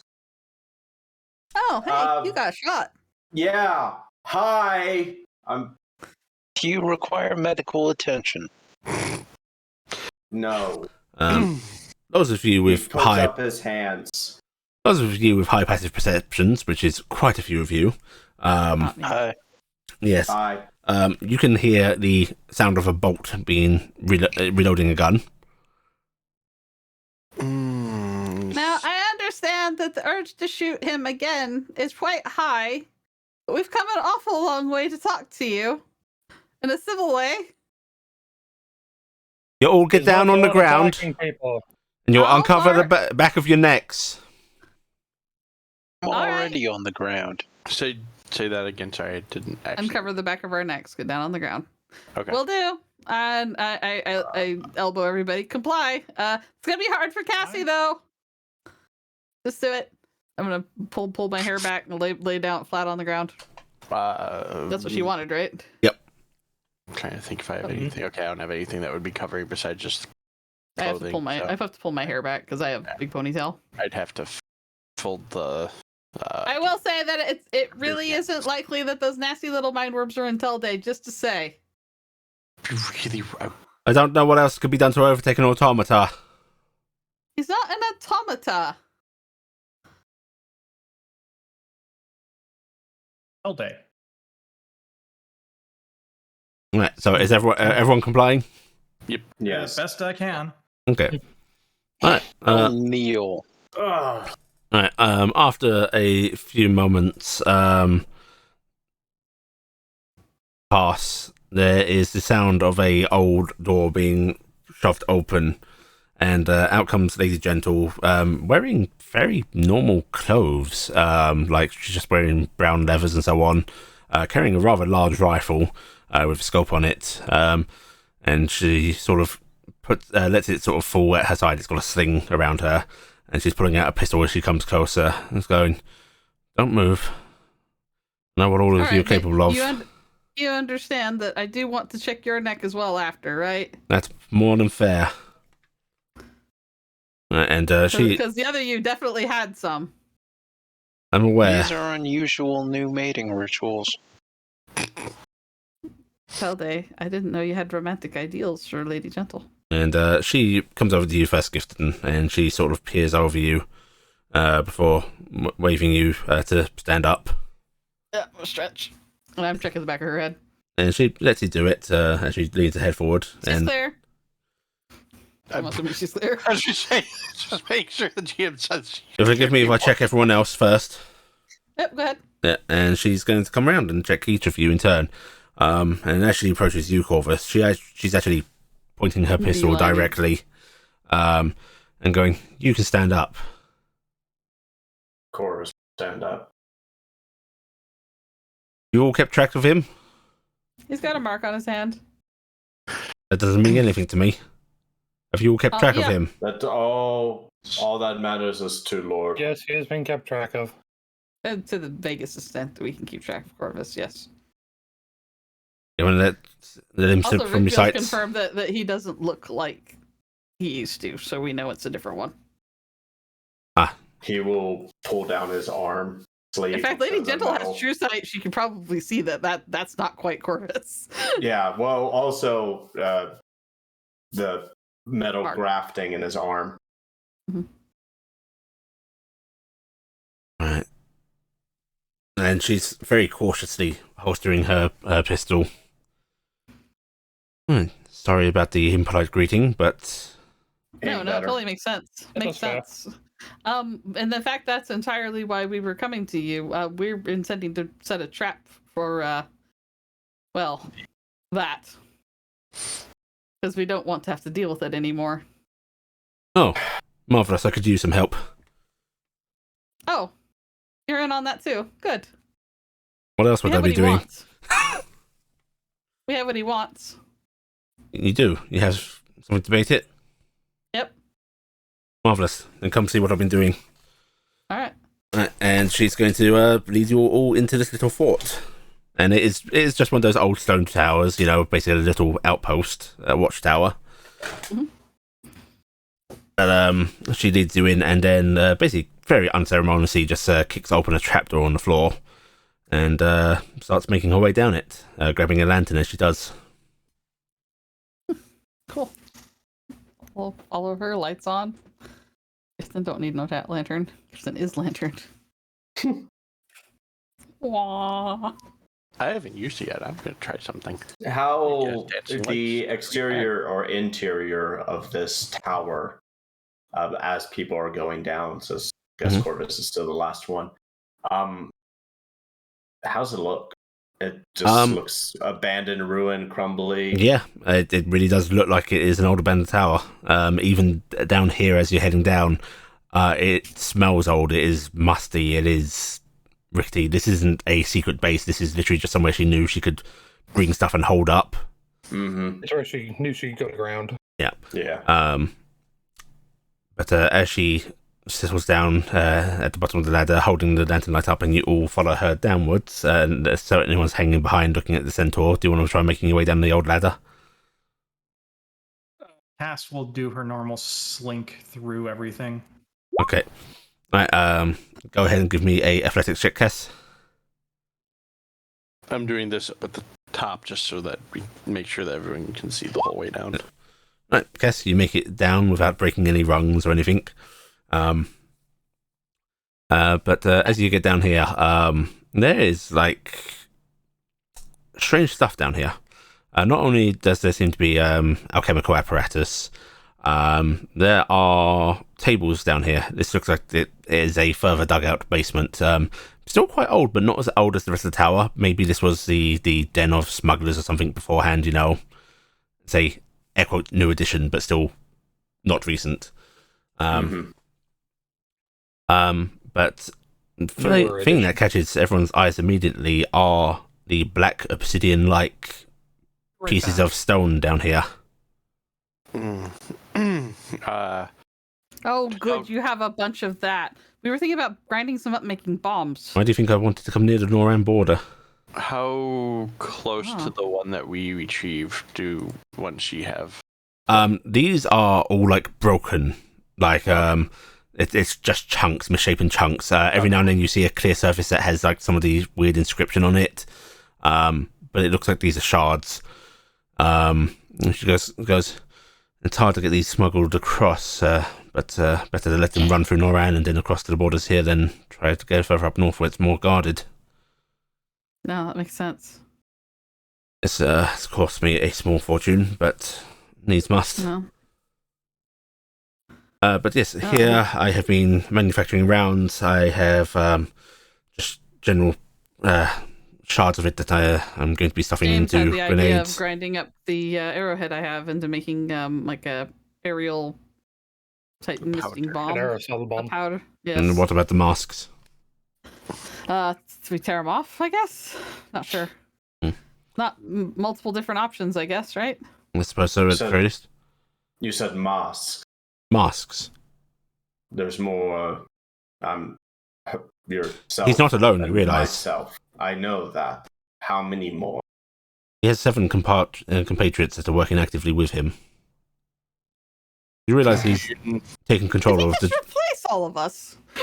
Yep. You realise that he's Probably. taking control of what's left of the gentleman. I figured as much. Surprising. What's left of? Does that mean that there You was... probably dismantled them It first. was a rather bloody affair. Dismantle them and use them towards his own ends. How I cannot say I'm surprised. How well have you been tracking their dealings lately? not particularly well, I have to say. I've been loath to use any of the slicing travel because I don't want to leave any signs that could be seen. And they are quite There adept. wasn't any around. Yes, none of mine either. So I have been getting what news I can, which is very little. Don't exactly want my own little network reporting here and leading them, do I? No, you don't. Oh, The library's gone. So I have been rather blind to things. The library's gone. Yep. Was He burnt it down. yes. And There is whatever a clenching of her fists. And whatever books that you had in that room are missing. They He weren't there. attacked I checked. our rendition of Corvus and had You. the you that is controlled involved in burning down their own library. What happened to her? We don't know. We don't know. Dead, hopefully. This may sound like an odd question. Had you heard any inklings of them contacting the Noran government in Barast? Nothing of the sort. Why? Okay. Somebody tipped about Carrick's heritage. Yes. His I connection was to Noran. seeing if you had maybe heard it was them. That is one of our thoughts right now. But it is not as important as the rest. There's just a idle curiosity, though. No. Well, Okay, thank you. so what's your plan? I have material here that can be used. That's awesome. Well, we have basically he stole the Vardo and a obelisk of black material. I don't think he actually knew what was in the box or really too much about it, but he thinks it will draw I'm assuming he thinks it will draw the first dragon to wherever it is. He had it buried underground somewhere. Miris took us to go get it, so we stole it back. I've got it hidden in the Fae right now. We're thinking if we move it somewhere, it's probably got it's had tracking runes and stuff all over the box and everything, so it'll immediately light up the moment we bring it back out. So if we bring it out here, or at some location that we want, we could basically just laden the room to be ready for them, which I'm assuming they're going to expect a trap, but they're still going to come for it because they want it. The item itself belongs to Lord Harcount, and he was very upset when he found out that it was taken in such a manner. And we were thinking about appealing to him to get extra aid, because he was more than ready to just dismantle the world to Does get it he back. know that Corvus is involved with the gentleman? I don't think he does. So, like, Corvus, did you say the gentleman specifically to him, or just... What? No. No. I don't think he was aware at the time that Why he do was you using ask? gentlemen. Why? Lord Harcount's not unknown to the gentleman. In fact, they've had an uneasy truce for the past 300 years. Oh, I cannot say I'm surprised.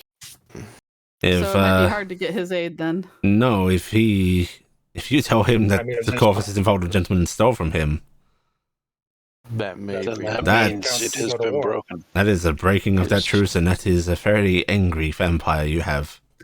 Yes. Well, we were thinking we could probably try to wheel and deal some favor to get his assistance. He has very capable guards. Yes, And he has they might be trained. useful. You know about the capability of his guards? Not They directly. scare me a little bit. But I don't actually know what they're capable of. I look over at James. What are they capable of? Well, the ones that I'm aware of are quite martially adept. I know that his mages train for the capacity to attack those that can stop magic. Perfect. Launching Okay. projectiles out of range of fields, that sort of thing. And Lady Harcount even pipes him and goes, your friend, Argy, you remember her abilities? Yeah. He counts to know some free like her amongst his number. Soul burners. Well, so it sounds like we could have a fairly good throwdown if we can elicit his aid. We were thinking about contacting him tonight, but we wanted to first assure that you were, well, Alive. alive and Alive, unhindered. unhindered, and quite eager to revenge my books.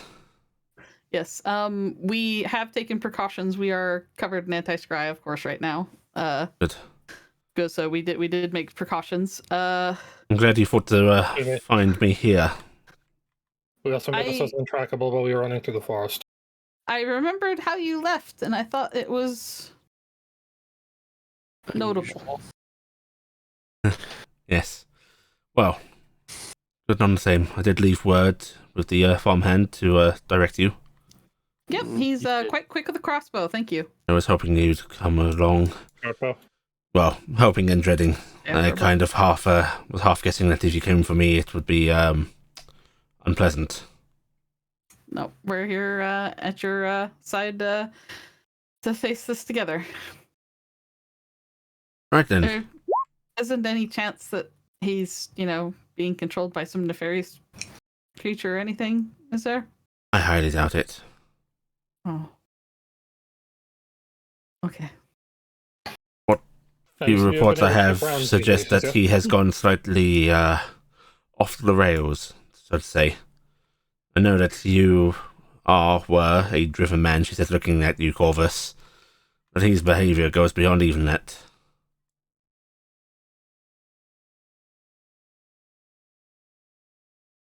Well, hopefully we can get this handled, then you can rest a bit easier.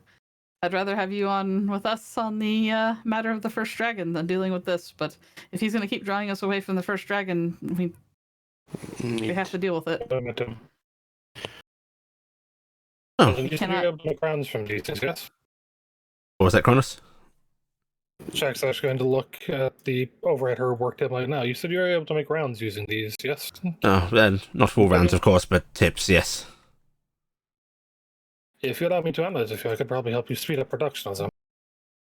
You are more than welcome to the material. I am rather reaching the end of my own capability with this stuff. Not that I'm not knowledgeable, but there is only so much I can do at once. I have a couple smiths. We do I have don't know that. how they'd work with stone though. Yes, it is not exactly a material you forge with.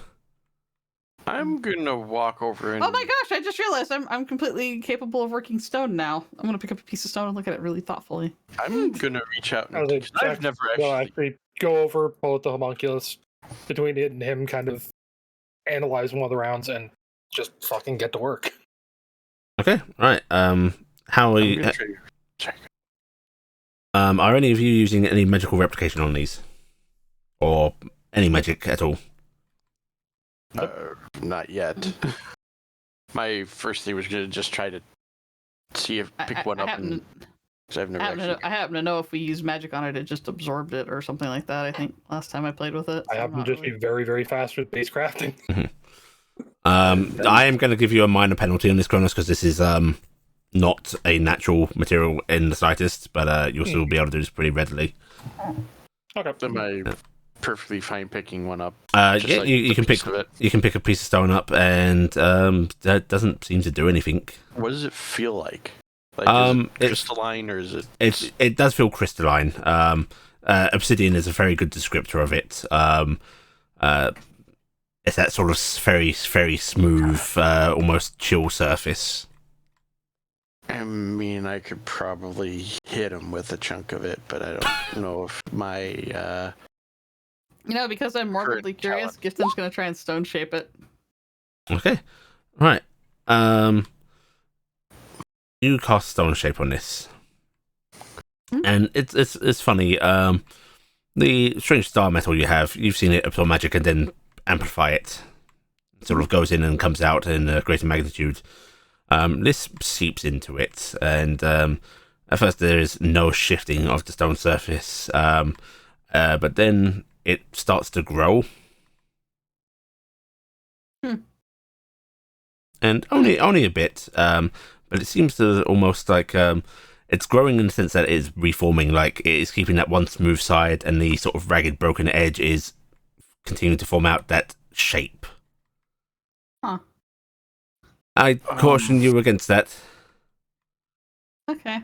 Magic into this stuff does either it just goes in and does nothing, or it seems to encourage growth. Oh, interesting. This may sound an odd question. Have you tried doing anything to send it to a dimension outside of here, like plane shifting or anything? No, I'm. The other piece then. I have some small magical ability, but not quite that. In our adventures, I have learned something that I have not been able to have not used on anything, and I was wondering if it's moving it. It's also outside of the usual knowledge of spell work that we know here. What exactly are you wanting to do? I have learned a little spell that lets me send a object into a extra-dimensional space, like a bag of holding or whatnot, and call it back. If you want to try, perhaps not in here. If you're going to explode, I'd rather it not happen. That's what I was worried about, and that's why I was asking if you had known if anything has. I'd prefer not to do the risk.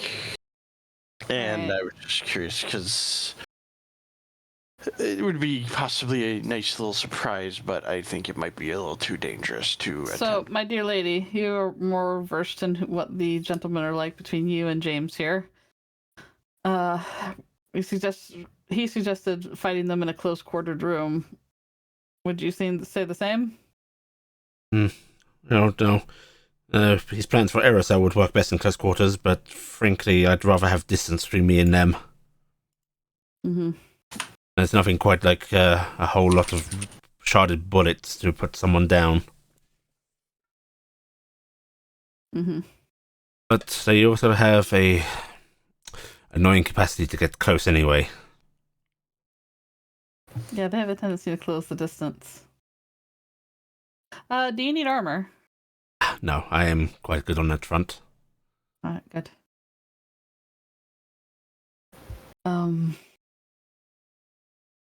I'm just feeling out, would you want to use this location, or would you rather keep this as a safe haven for you in case it goes awry? I'd rather this remain unknown.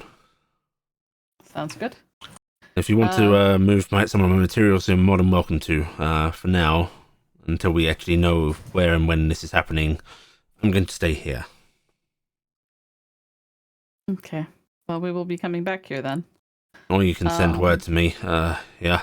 And she's actually going to reach into one of her bags and actually pull out a pair of books. And she just sort of holds one out to you, Gifton. Oh, thank you. Right in it. It'll appear in this one. Yeah, I wasn't sure which one of you has my sending stone. Not me, I'm afraid. Oh, that's a shame. Jack's actually pondered and he'll be conjured because You are very robot. Yeah. I have to give it a second because There you go. better. Okay. Shax will ponder for a second and then actually attempt and conjure one of the link pearls that he can make because he's got 8 slots now. And he will just toss that at Lady Gentle and go, that gives you a direct line of communication to me. It acts as a sending spell and it is unlimited. She sort of catches it and looks at it, and she seems a little cautious here, and she's slowly pockets it. And can it be tracked? Not as any way I've seen. It was meant for our scouts before, so having it trackable would kind of defeat the purpose. I'll hold you to that then. Did you have any thought of where to deal with him? I hadn't gotten to that part yet. Okay. Are you warded against angels here? I am warded against just about everything here. All right. Well, there goes that plan. I smile. If you need permission to enter, you already have it. That's why you are able to be in here. I was going to say, I have one of my brothers that could probably spirit you away if anything goes wrong here. Oh, I can always run outside and scream for help if that would help. All right. Call to Dadriel. Tell him you're a friend of Gifton. And that you were told to call for him. Dadriel. Yeah. Yes. Really started to run out of ideas with those names, didn't they? Hey, Dad's a good guy. He's also. Please tell me someone else sees the humor in that sentence as well, right? Yes. I do, yeah. He gets really awkward feelings when I call him Dad. I can imagine so. I will happily scream out for Daddy if things go wrong. Yes, call for Daddy. He is not connected to anything going on, and I kind of frown because I feel bad saying Corvus in front of Corvus. Corvus doesn't know him. Oh, good. Yes, he is. He's an archangel, so watch out. He's incredibly tall. Oh, that's going to be bright. Yep, it's gonna hurt. All right, well, we're gonna head off to Wyndon. We have concerns about. I point over at Corvus's his nephew. Corvus has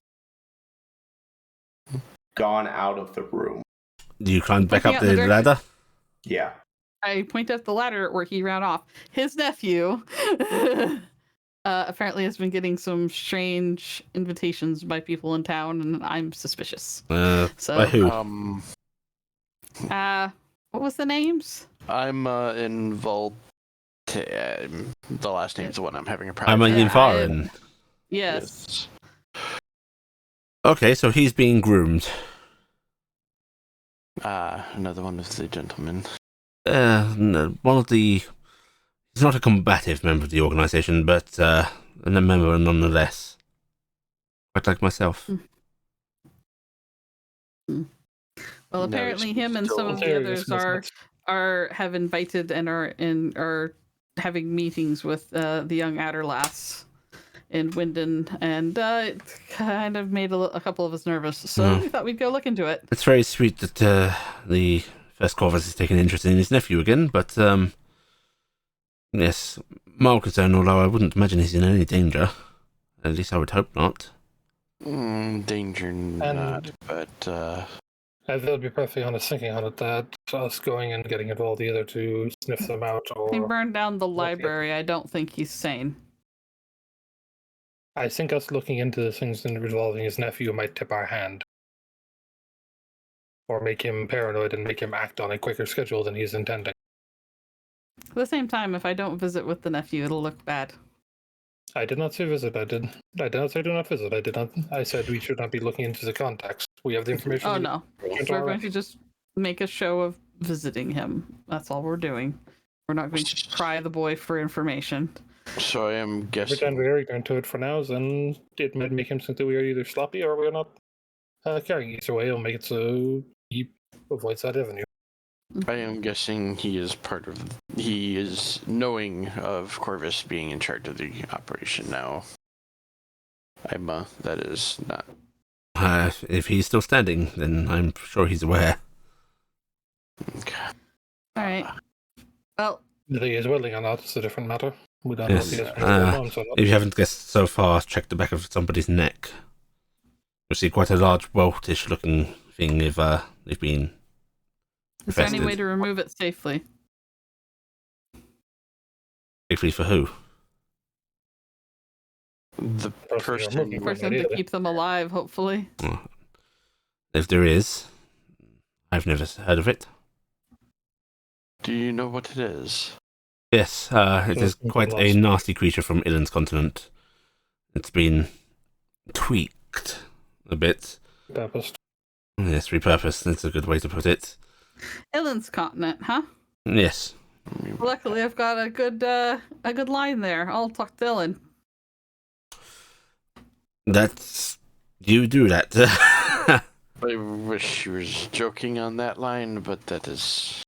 And you came to me for help. Yes. I'll be perfectly honest, out of the two of them, you're the more dependable. The gods Hey! are not the most informed. I mean, she is in some ways more dependable than Ilan. What? Empirically, I'm not wrong. He's always...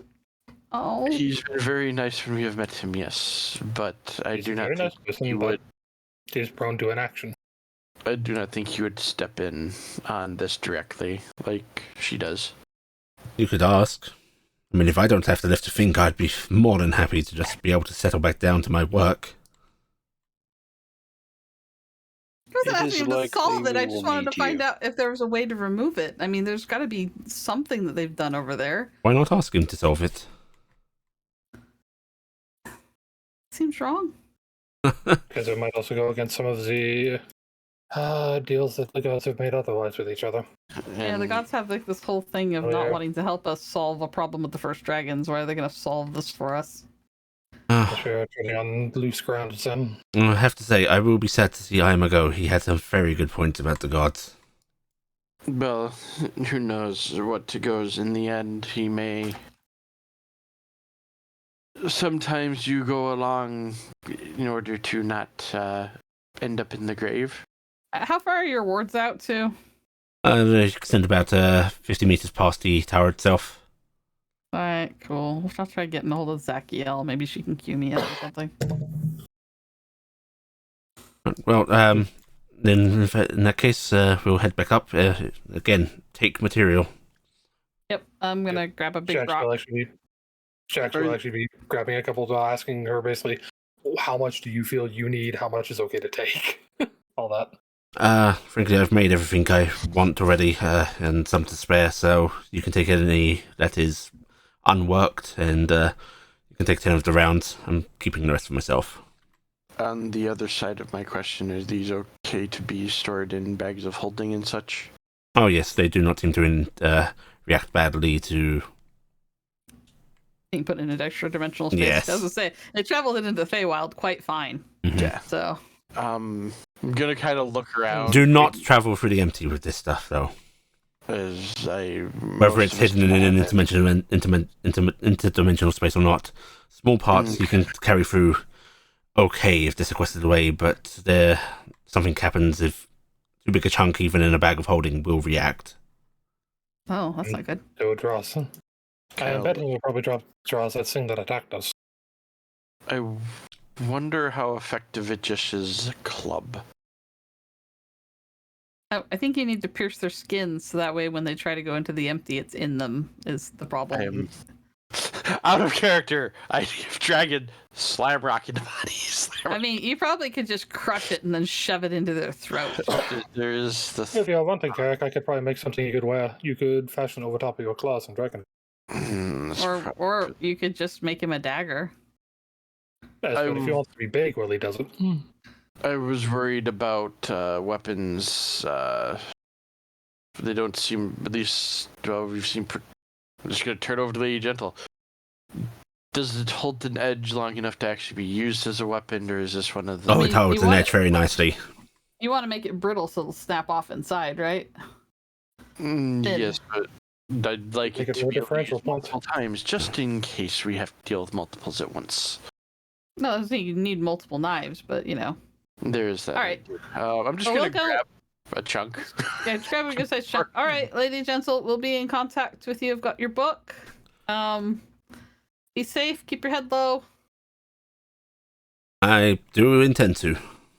All right. Do you have enough supplies? Are you okay? I have plenty of supplies. Do you need coin? No, I do not need coin. All right. Out of character, actually, to the GM. She didn't know I'd been turned into a full dragon, had she? Because I think she disappeared from most of us talking with her before that, right? Probably. Yeah, if you got the information from the other lady. Yeah, she might have. Timing-wise. Yeah. She doesn't seem at all surprised about the conversation that's happening. Okay, that was the second part. Okay. I don't know. Can't worry about it then. Since she is giving Dingus a weird sidelong look every once in a while, though. Dingus would be the going on there. Actually, you might be getting us look too. I mean, we don't know.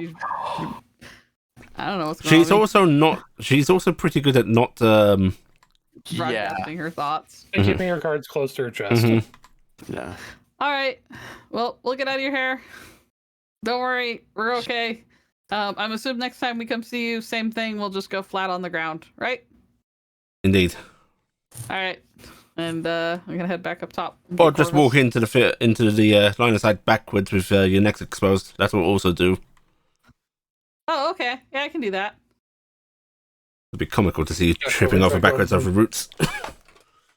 Jack, just looking to modify the color of my armor. Right, okay. You all grab up some hunks, and there is literally more here than you can carry. It's in small bits and pieces, but you're able to grab plenty of material. Some to James. I'm just listening. I'm literally just listening on my sheet is anti-gentleman rocks in brackets many. Yes. Do you prefer a blade? I'm a little more practiced with a blade, I must admit. Guns didn't exist until recently, and old habits die hard. Some brittle blades might not be a bad plan if we can get them made. Lady Gentle actually moves over to one of the tables and holds up what looks like to be a short knife that she's made, and holds it out to Jackson. I'm keeping this, but take a look. Jackson will quickly take a look at it and go, it is actually scored, repeatedly down the edges so that it can snap. Okay, so that's very good. That is very good. I was thinking of something where you have the handle and the blade be separate. That way, then when you stab, you can release blade and then load on a new one.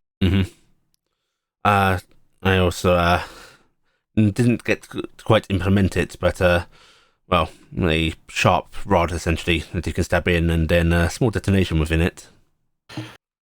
Well, a small detonation with anybody will hurt, but they are remarkably resilient. Yes, you could. You could probably repurpose shotgun rounds for that, couldn't you? I imagine so.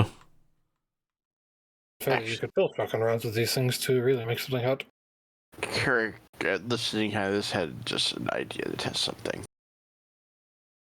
Carrick's grabbing a smaller piece.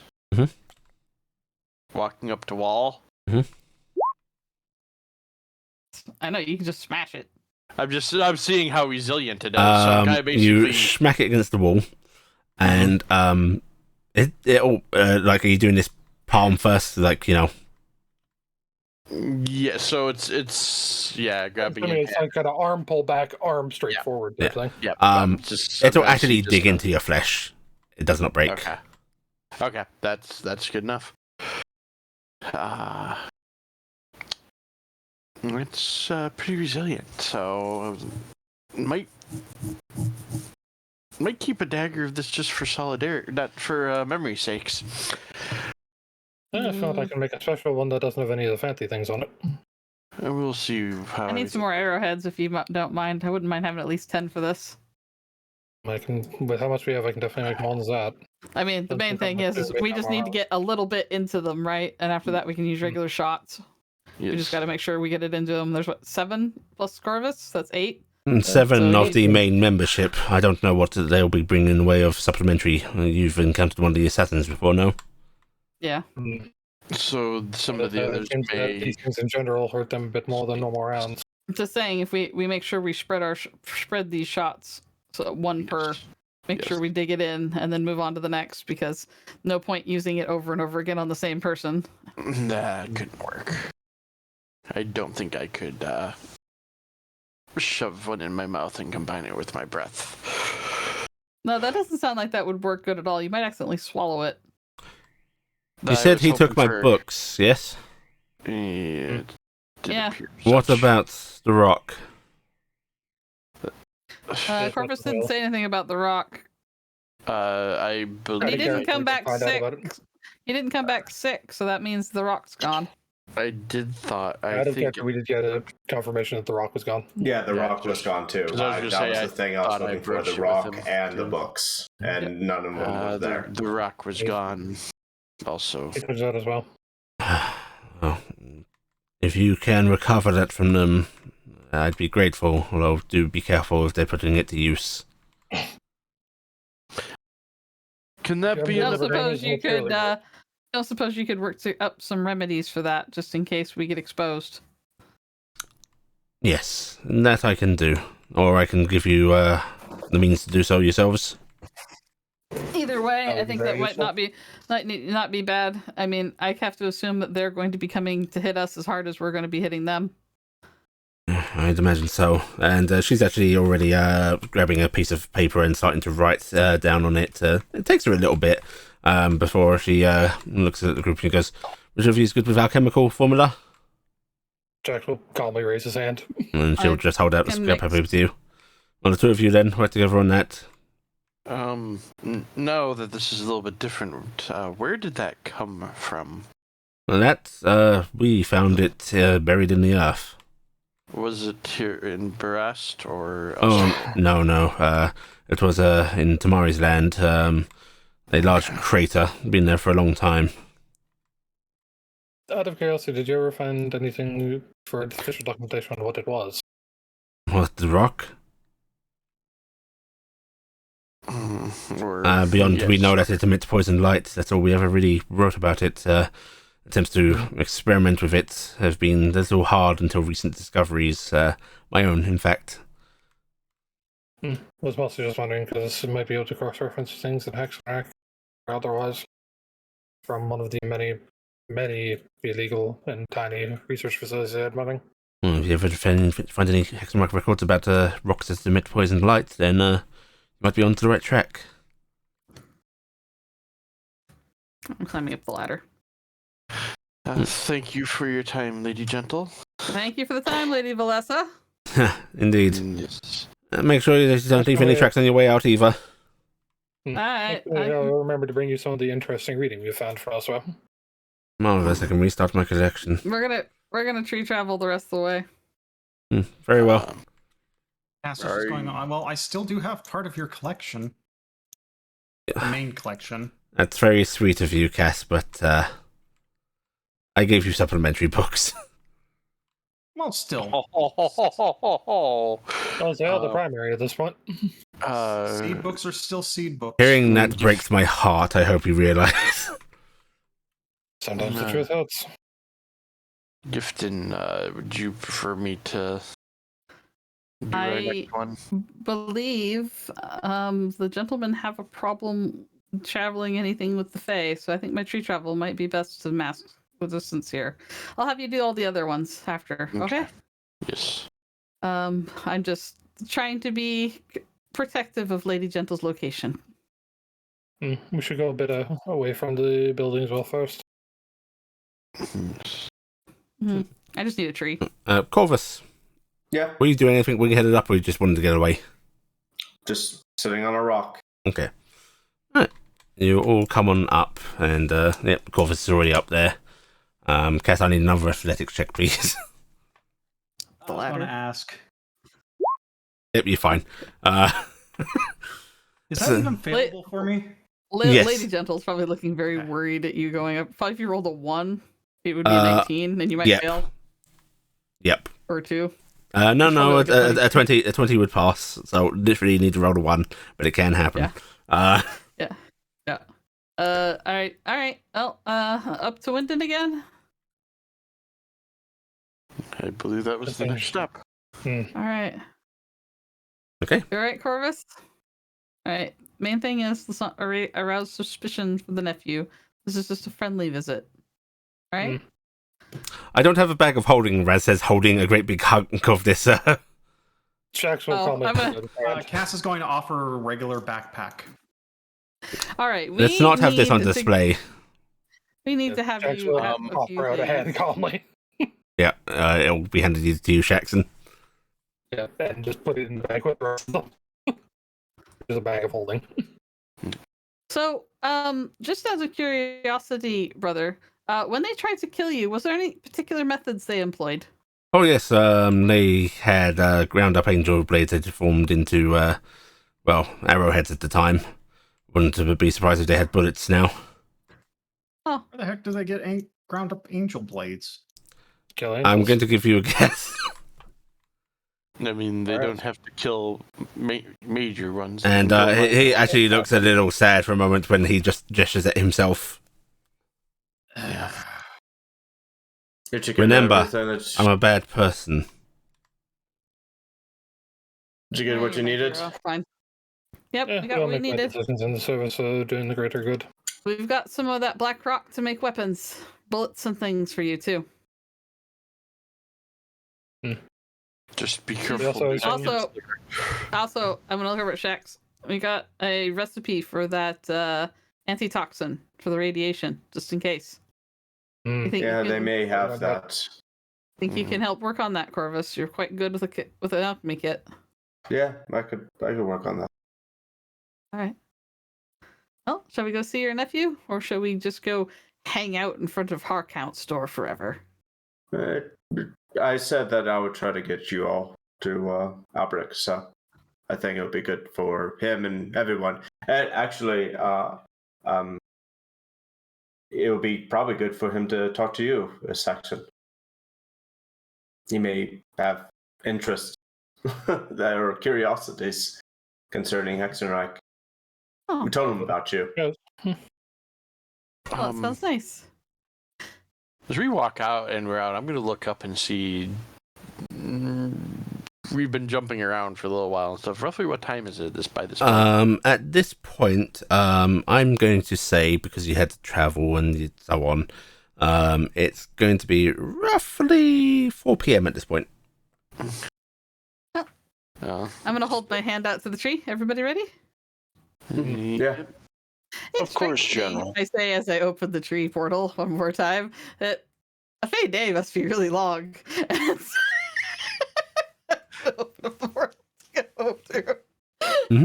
All right, you move on through, and where are you targeting precisely?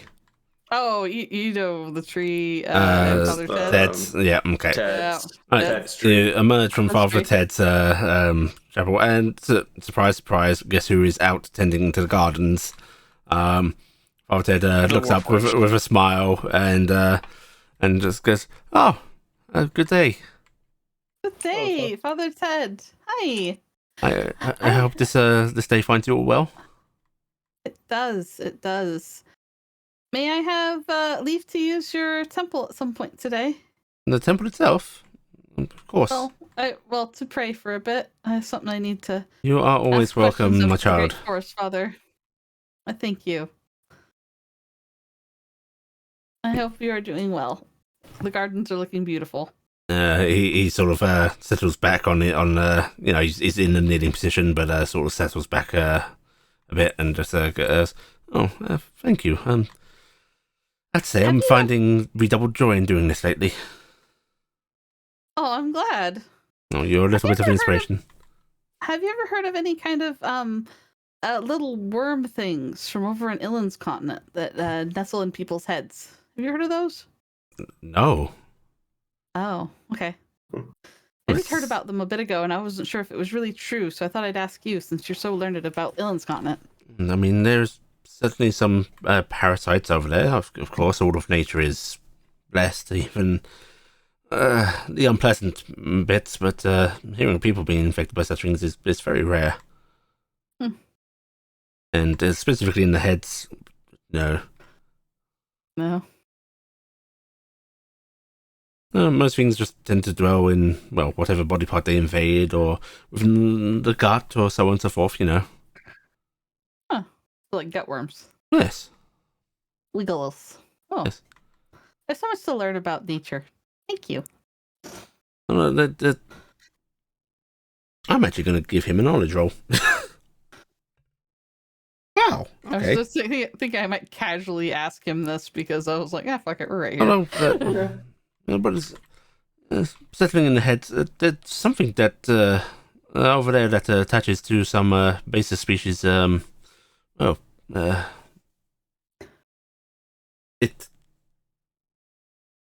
People call it mind control, but it's not really. It just controls the animal's impulses. It's known to drive things like deer or such to their deaths, so that it might then live in a decaying corpse. Oh. How do they get rid of it if the animal gets sick? Oh, the animal gets put down, I'm afraid. It's mercy in that case. Well, they tend to use fire, just to make sure there is no parasite remaining. Yeah, you wouldn't want it to spread further.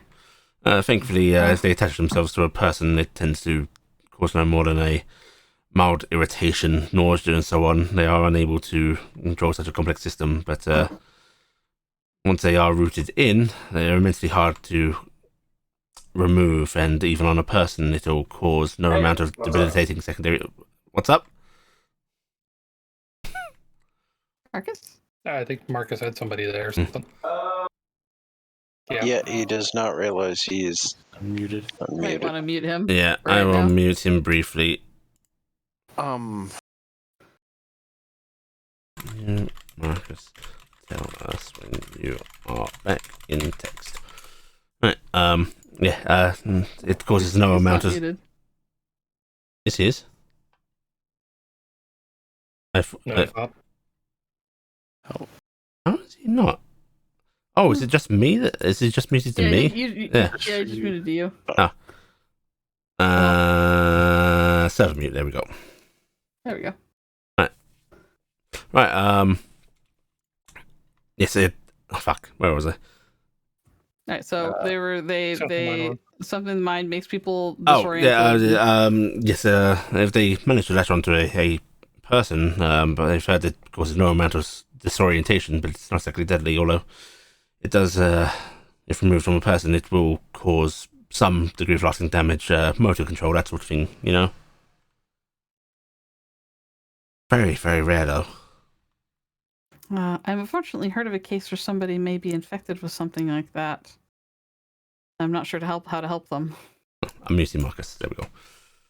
Sorry, that kind of surprised me. I just jumped up. And if somebody's infected by such a thing, then, well, just taking them to a doctor should be sufficient. Yeah, but it might cause them harm, you say, right? Yes, but that's why you would need a doctor. Oh, yes. We would need a doctor, I say, looking at Corvus. Do you know the name of this thing? It's the mindsies. It's an Ock. Got it. Mindworm. I'm afraid it's called a carnite worm. A carnite word? All right. Well, thank you very much. Don't know what the hell that is, but I'll take it. Wrath of Khan. Ah. Mm-hmm. We like to call it a thingamajig. Carnite, I misheard that. Carnite. Carn. So. Oh, that is very helpful information. We'll see about getting a proper treatment arranged or something like that. Yes, yes. Oh, it's wonderful to see you all. Wonderful to see you as well. See you too. And be safe in your travels. Will do. Those blessings upon you. And his blessings on you all. Right, and you are able to... do you want to head directly to the Capet residence here? Yeah, we'll head there. 'Cause it's too early to see. Yeah. Right. Okay. You're able to go to the Capet's residence, where well, basically everyone's in. Melina is overjoyed to see. I say all of you, but specifically Gifton. Yes. Yeah. And probably Dingus. Yeah, she likes Dingus. Oh, she probably doesn't know who the fuck I am. No. Lord, You get like a stare, and then she's immediately to Gifton again. When she stares, she does just give a polite bow. Yeah. And yeah, you're invited in. The Capes actually serve up some late luncheon, and some tea and so on. And you're all able to have a very pleasant conversation, catching up with Albrecht and so forth, making good of the time. I will say that there is a lot of just general pleasantry because it's nice to have. But I will also allow for the specific questioning you'll want. You've been sitting here a while talking, conversation sort of winding down a bit. Albrecht's being very proper amongst the adults. Melina is actually sort of playing with Dingus, trying to dress him up. Dingus doesn't seem to mind. Dingus wants to be pretty. Yeah. I'm going to be regaling them with tales of how beautiful the places are in Zaha and all the strange creatures, and seeing the Lord and Lady of Oberon and Titania and that stuff. And then there's a sort of moment where Albrecht sort of looks over at Corvus and goes, "So, Uncle, did you manage to read any?" I did, yes. The references were hard to make note of, but of course. Sorry, I kind of assumed that those that read it have access to the books.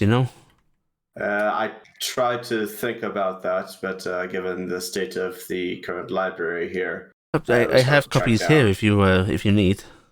Oh, that would be good to get a broader sense of things on it. But admittedly, I've only gotten through part of it, but it's well put together. It's very well done. He looks very pleased just by the fact that you're reading it more than the praise. And Kellan sort of nods a little bit and goes, "It's got to say the lad's brighter than I am. I could barely understand it, although I am told that it is very smart writing." It's definitely advanced for his age, which is... Maybe I'll have to hire a tutor so I can read it someday. Well, I can recommend a very good tutor to you. Albert frowns a little bit.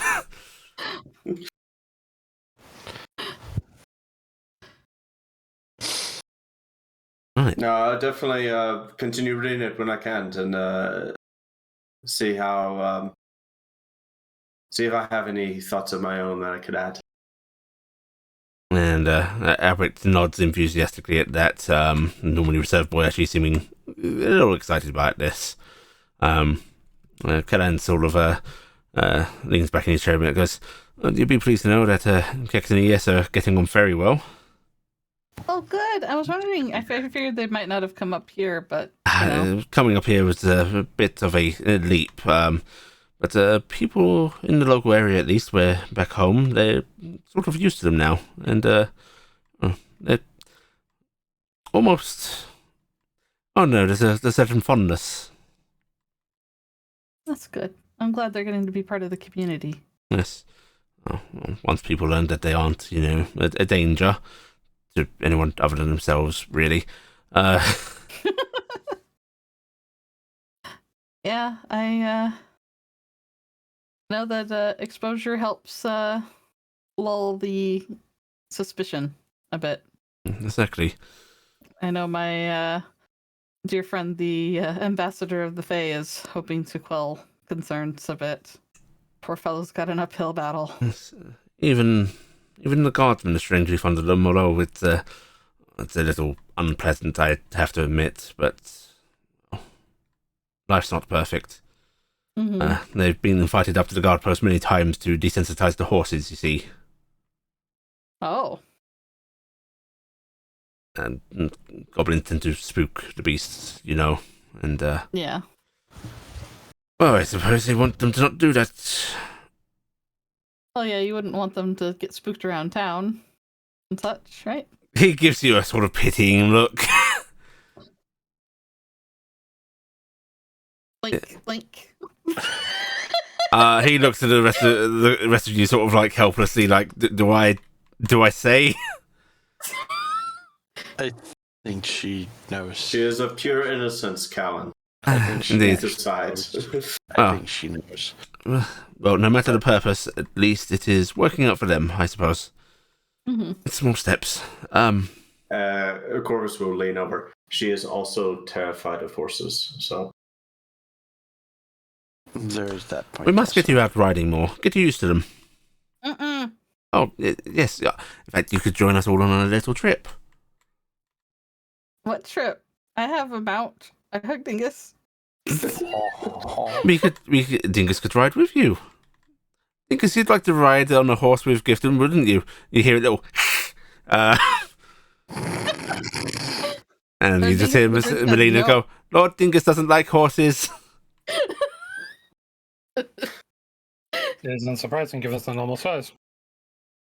And How long will you all be staying in Vinton? We're here another 4 days. And Well, if we have the opportunity, maybe we can see you some more. Oh, you're welcome by any time. Although I can't say Albert's always going to be here. Albert smiles sheepishly and just nods and goes, yes, well, we're here because a few more interactions. have you met with them already? Oh yes, a few times now. Huh. It's really nice because What are smart, educated people like? I've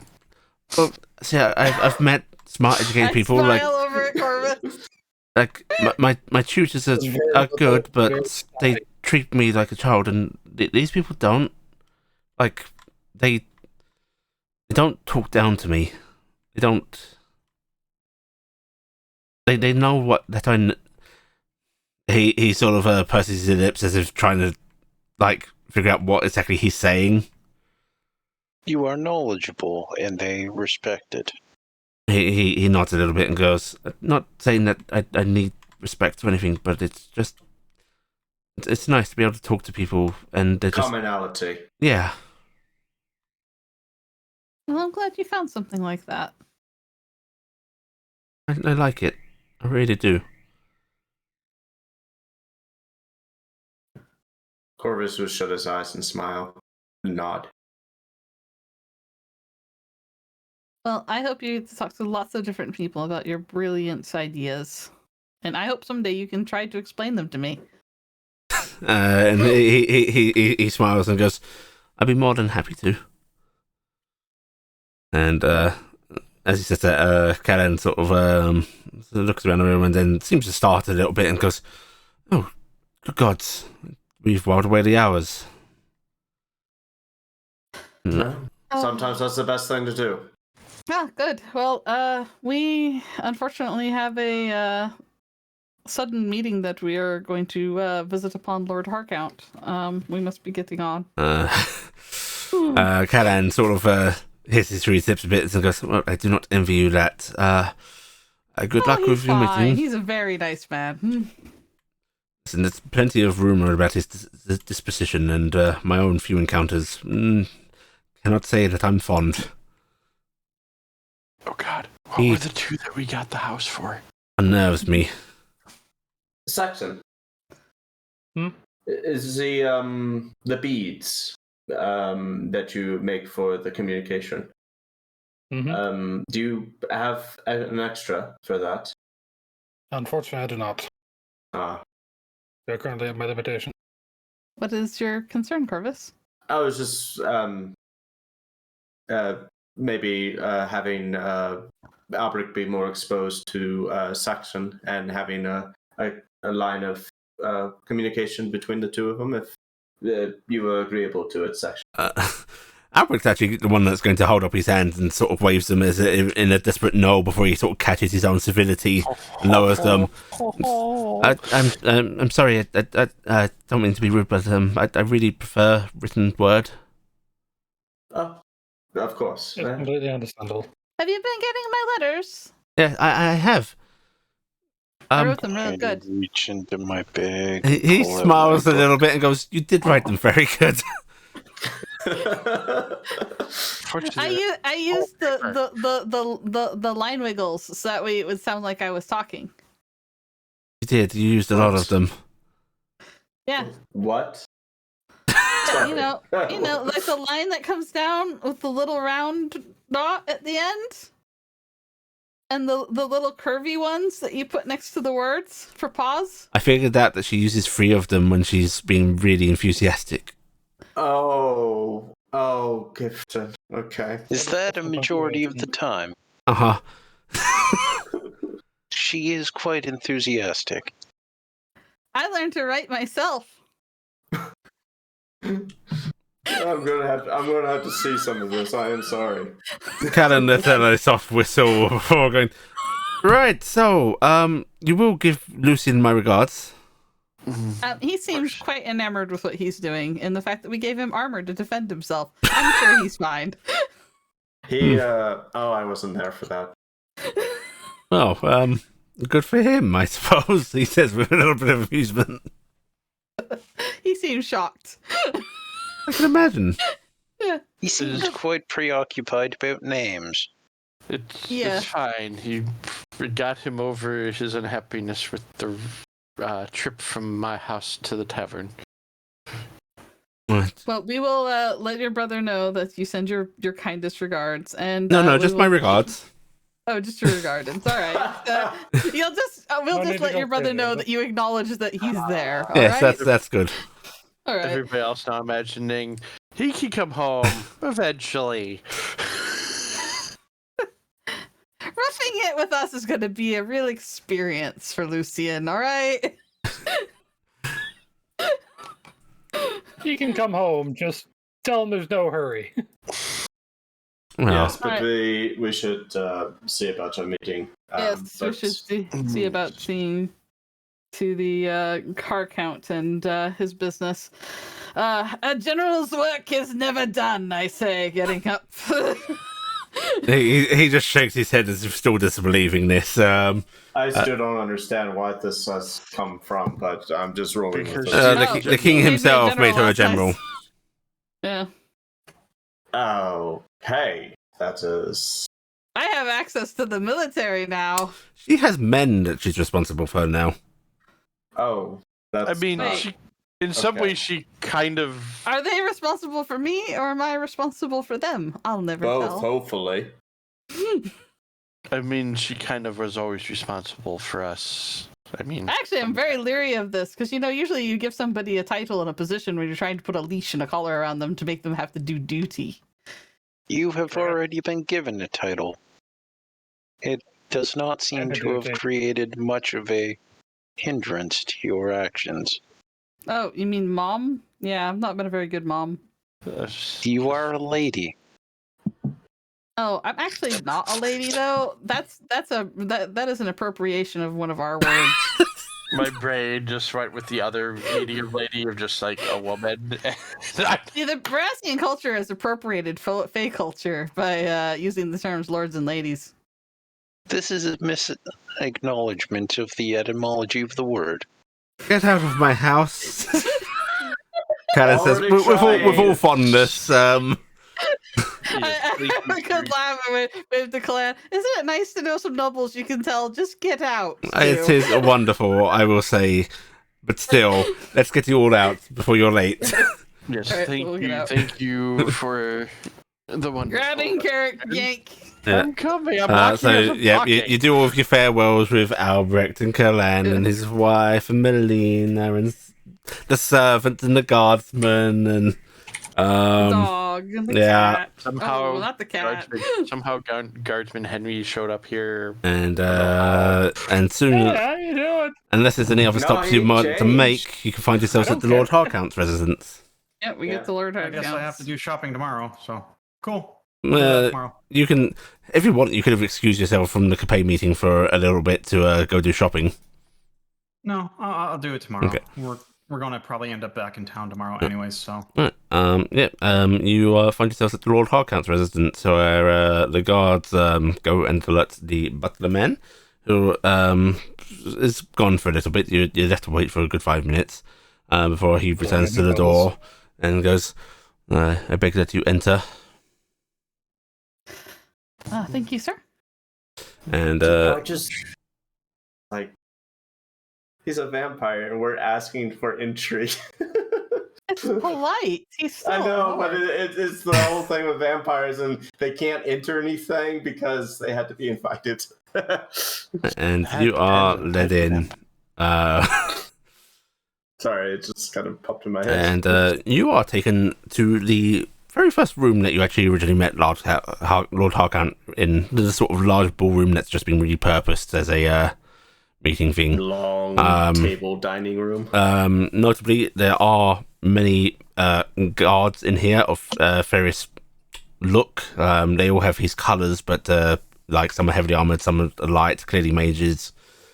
And as you enter the room, Lord Harcount is sat at the back of it in his little chair, and he just holds up a hand and goes, "Your palm, if you please." Corvus will hold up his palm.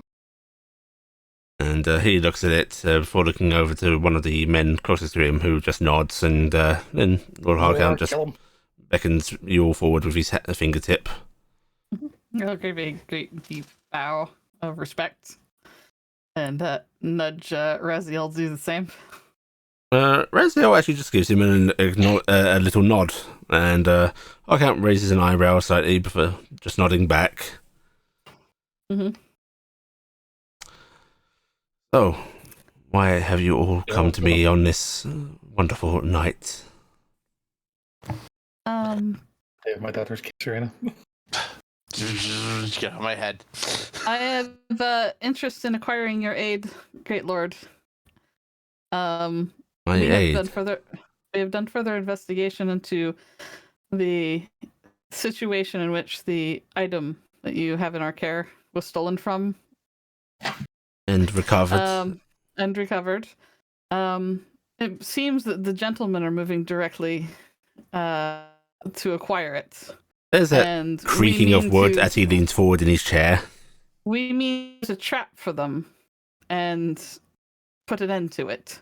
We've noticed that they are moving in various ways around us, and they have a lot of tracking things that they have put in on the items that they have stolen. And A moment, please. I want to clarify just one little detail before you continue on with your words. Yes. Are you telling me that his outer self is working with the gentleman? He Yes. is in charge. He is, in fact, running the gentleman at this moment. Has this always been the case with your group?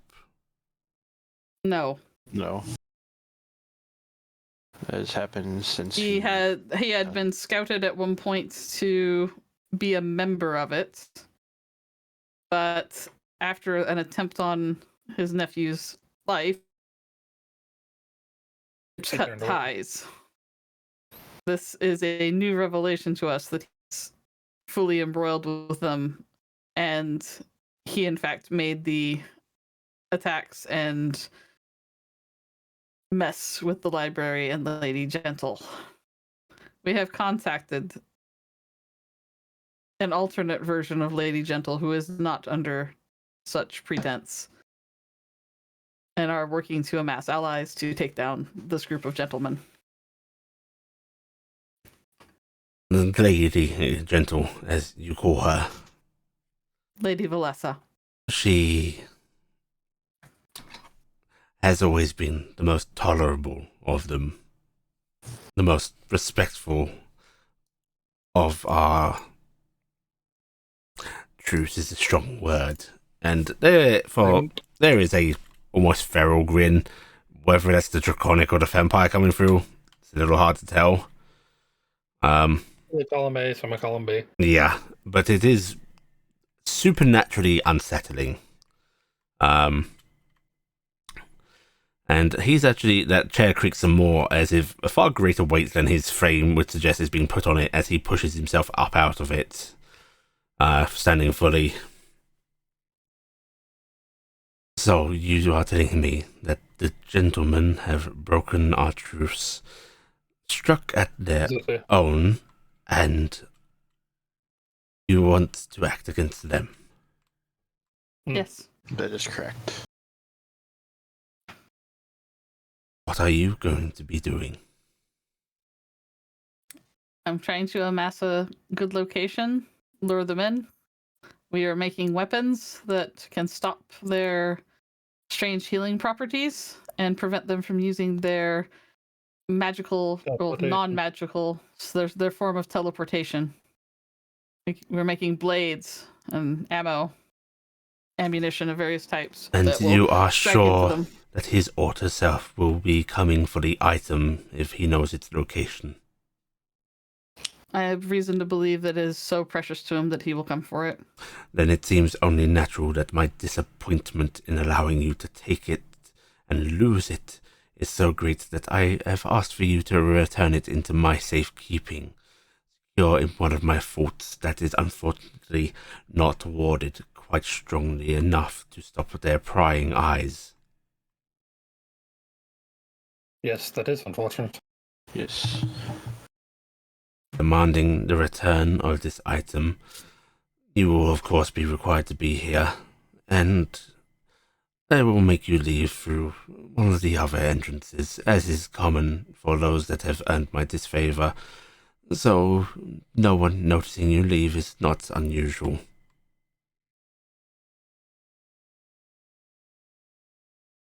You will in fact wait in the fort with the item.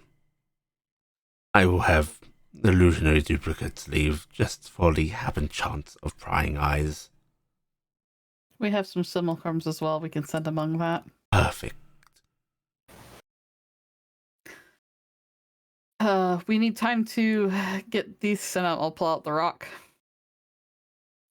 We need to get these things ground into various You broke powders. my No. item. This is from Noran, and it's fresh. Yes. Your item is still whole in its box. Oh. Then excuse my tone. It is understandable. We are going to be fashioning weapons of various types. Do any of your guards require some? Require?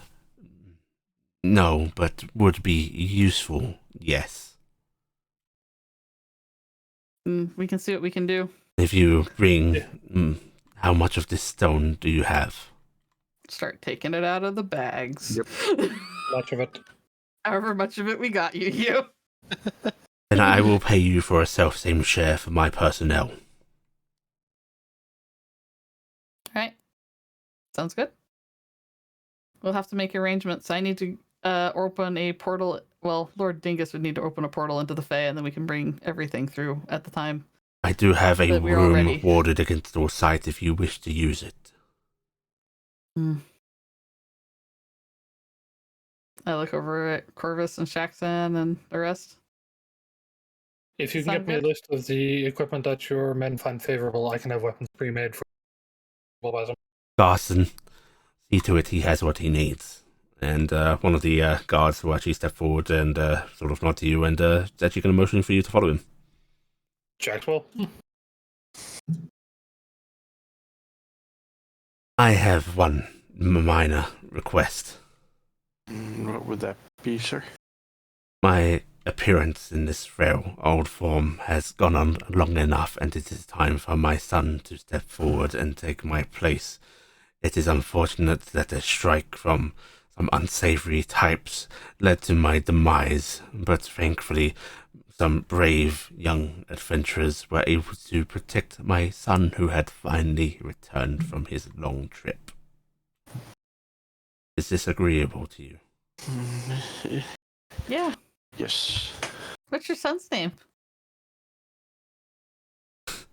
Lord Huck. He smiles a little bit. What's I he like? suppose I'd like to meet him. at this point it is likely the 13th. Oh, That is an unusual surname. 13th. I like that name. Yes. I am Very sure numerical. that the young Lord Harcount will be much thankful for your protection, even with his sorrow at the loss of his father. I was a little worried. Like, wait, what's happening to Lord Hark? And I hope that you will excuse the gruesomeness of the act. Of course.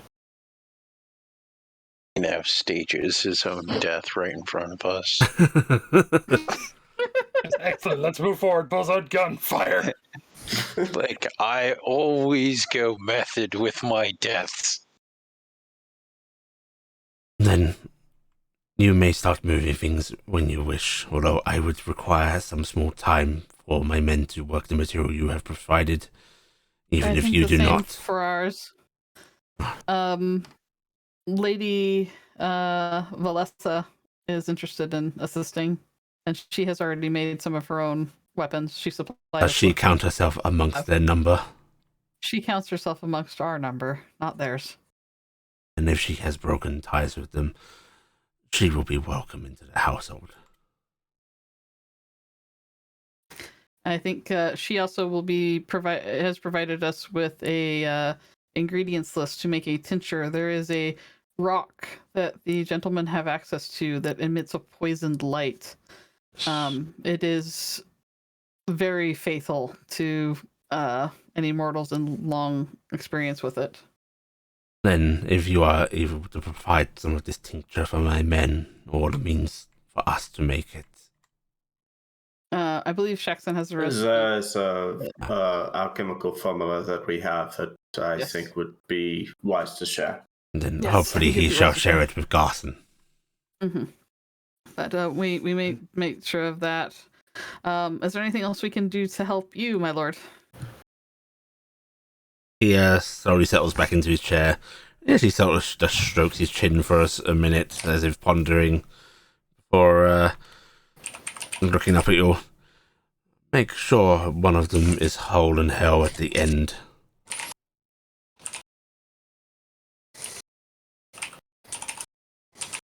We'll do our best.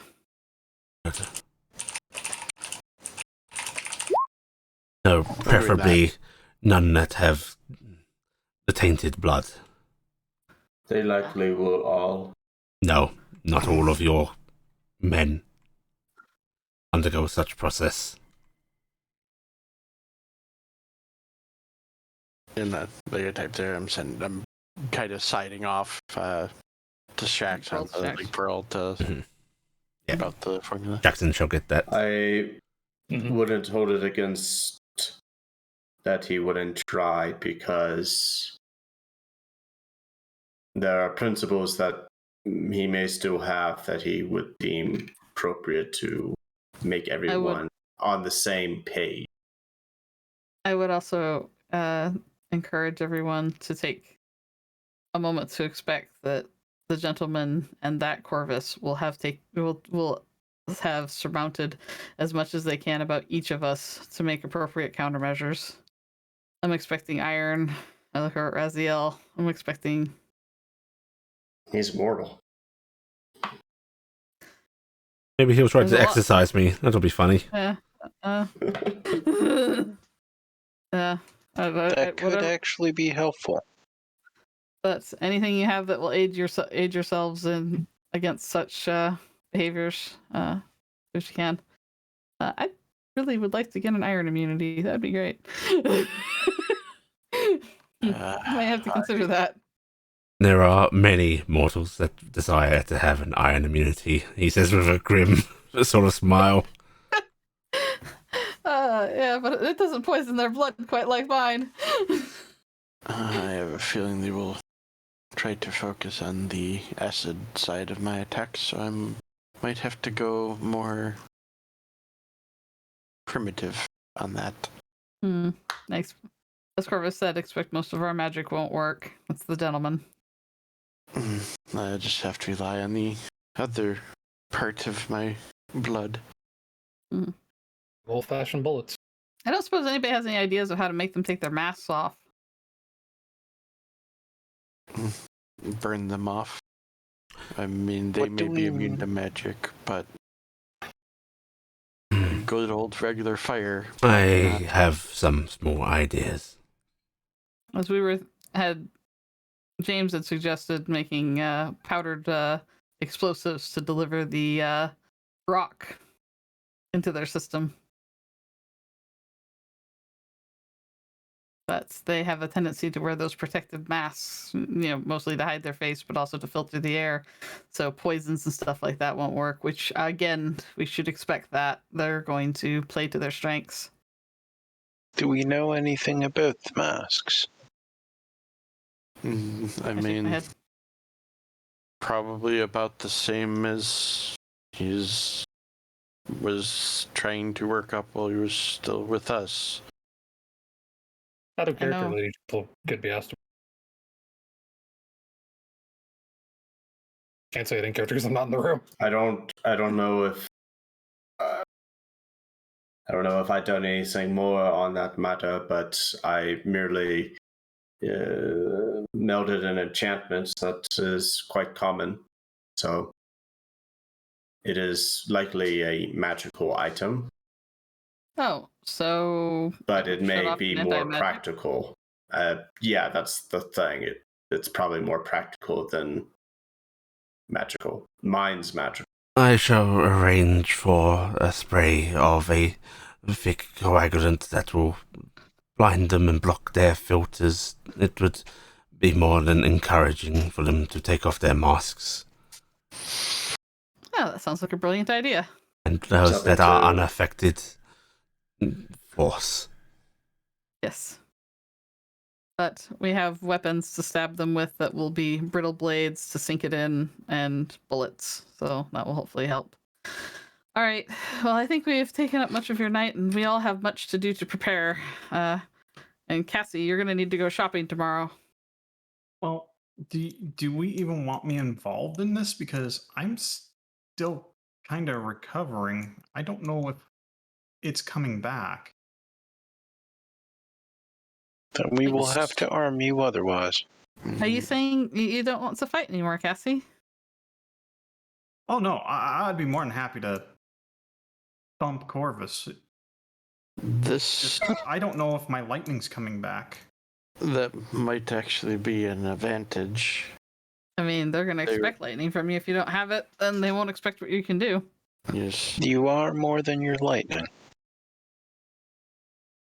If you don't want involved in this, Cassie, you don't have to. You can stay in Beacon. No, I'm going to be involved. It's just... I worry that I may be the weak link, and I've already caused enough trouble for everyone once. I mean, I don't think you're going to be able to get me back a second time. That depends entirely how you go. I was going to say, having watched... Remember, I'm not in the room. Well, no, I know. Keep your head on you and make good decisions, and you'll be fine. And with what I've seen, I mean, maybe Cassie, you do realize every one of us is going to be at risk. The last time I faced off against the gentleman, they laid me low. Yeah, they laid us both low. Yeah, but you got right back up. I've fallen more times in combat than you. I only got back up because you got me back up. Yes, and I Then do not let her die. Enough of this childish worrying. Yes. We are the Let us- ones that can do this. We must do it. Yep, let us do it, and we will make sure the threats are done. And I will take my book out and start writing to Lady Gentle. But yeah, bye off. Lord Harcount, thank you for your time and for your assistance in the upcoming endeavors. And thank you for bringing me the most invigorating of news. You are very welcome. Then We shall. And, I trust that I will see you when the plan is to happen. Of Yes. course. we will come only when we are ready to enact the plan, not before. And then you pick the place or pick the time, and we can move everything into your secure room. We will be prepared. Would you like us to go outside of your home while we wait for Shaksan to finish? No, linger but a moment. Absolutely. I am going to put on an angry show. Do not take it to heart. Understandable.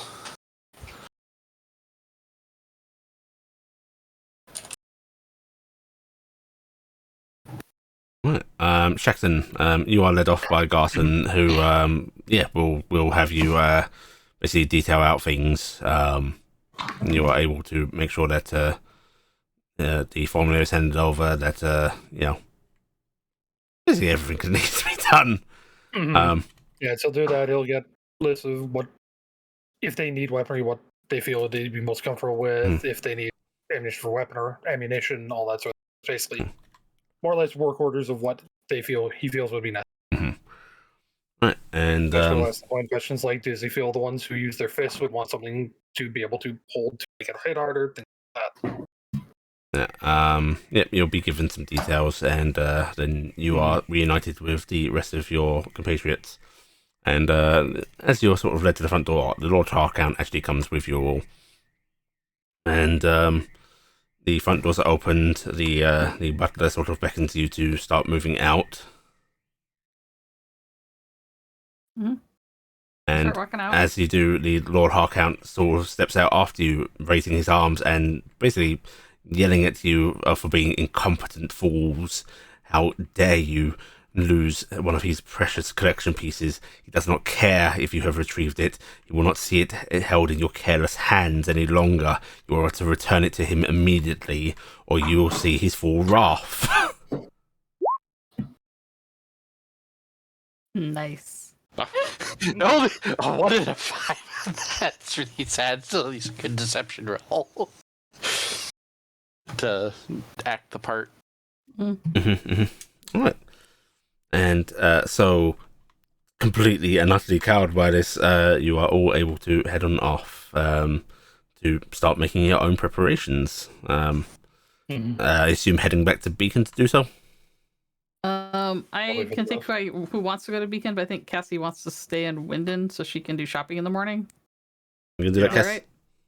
Yeah. Okay. So I'll take the people who want to go, or actually, I'll make Carrick take everybody back. Yeah. 'Cause I'll go with, but yeah. Okay. I was just saying, I'm like, Carrick's going back, so Carrick, you even said I got. Yeah, I said you do the rest of it. I just was doing that to cover our trail, so.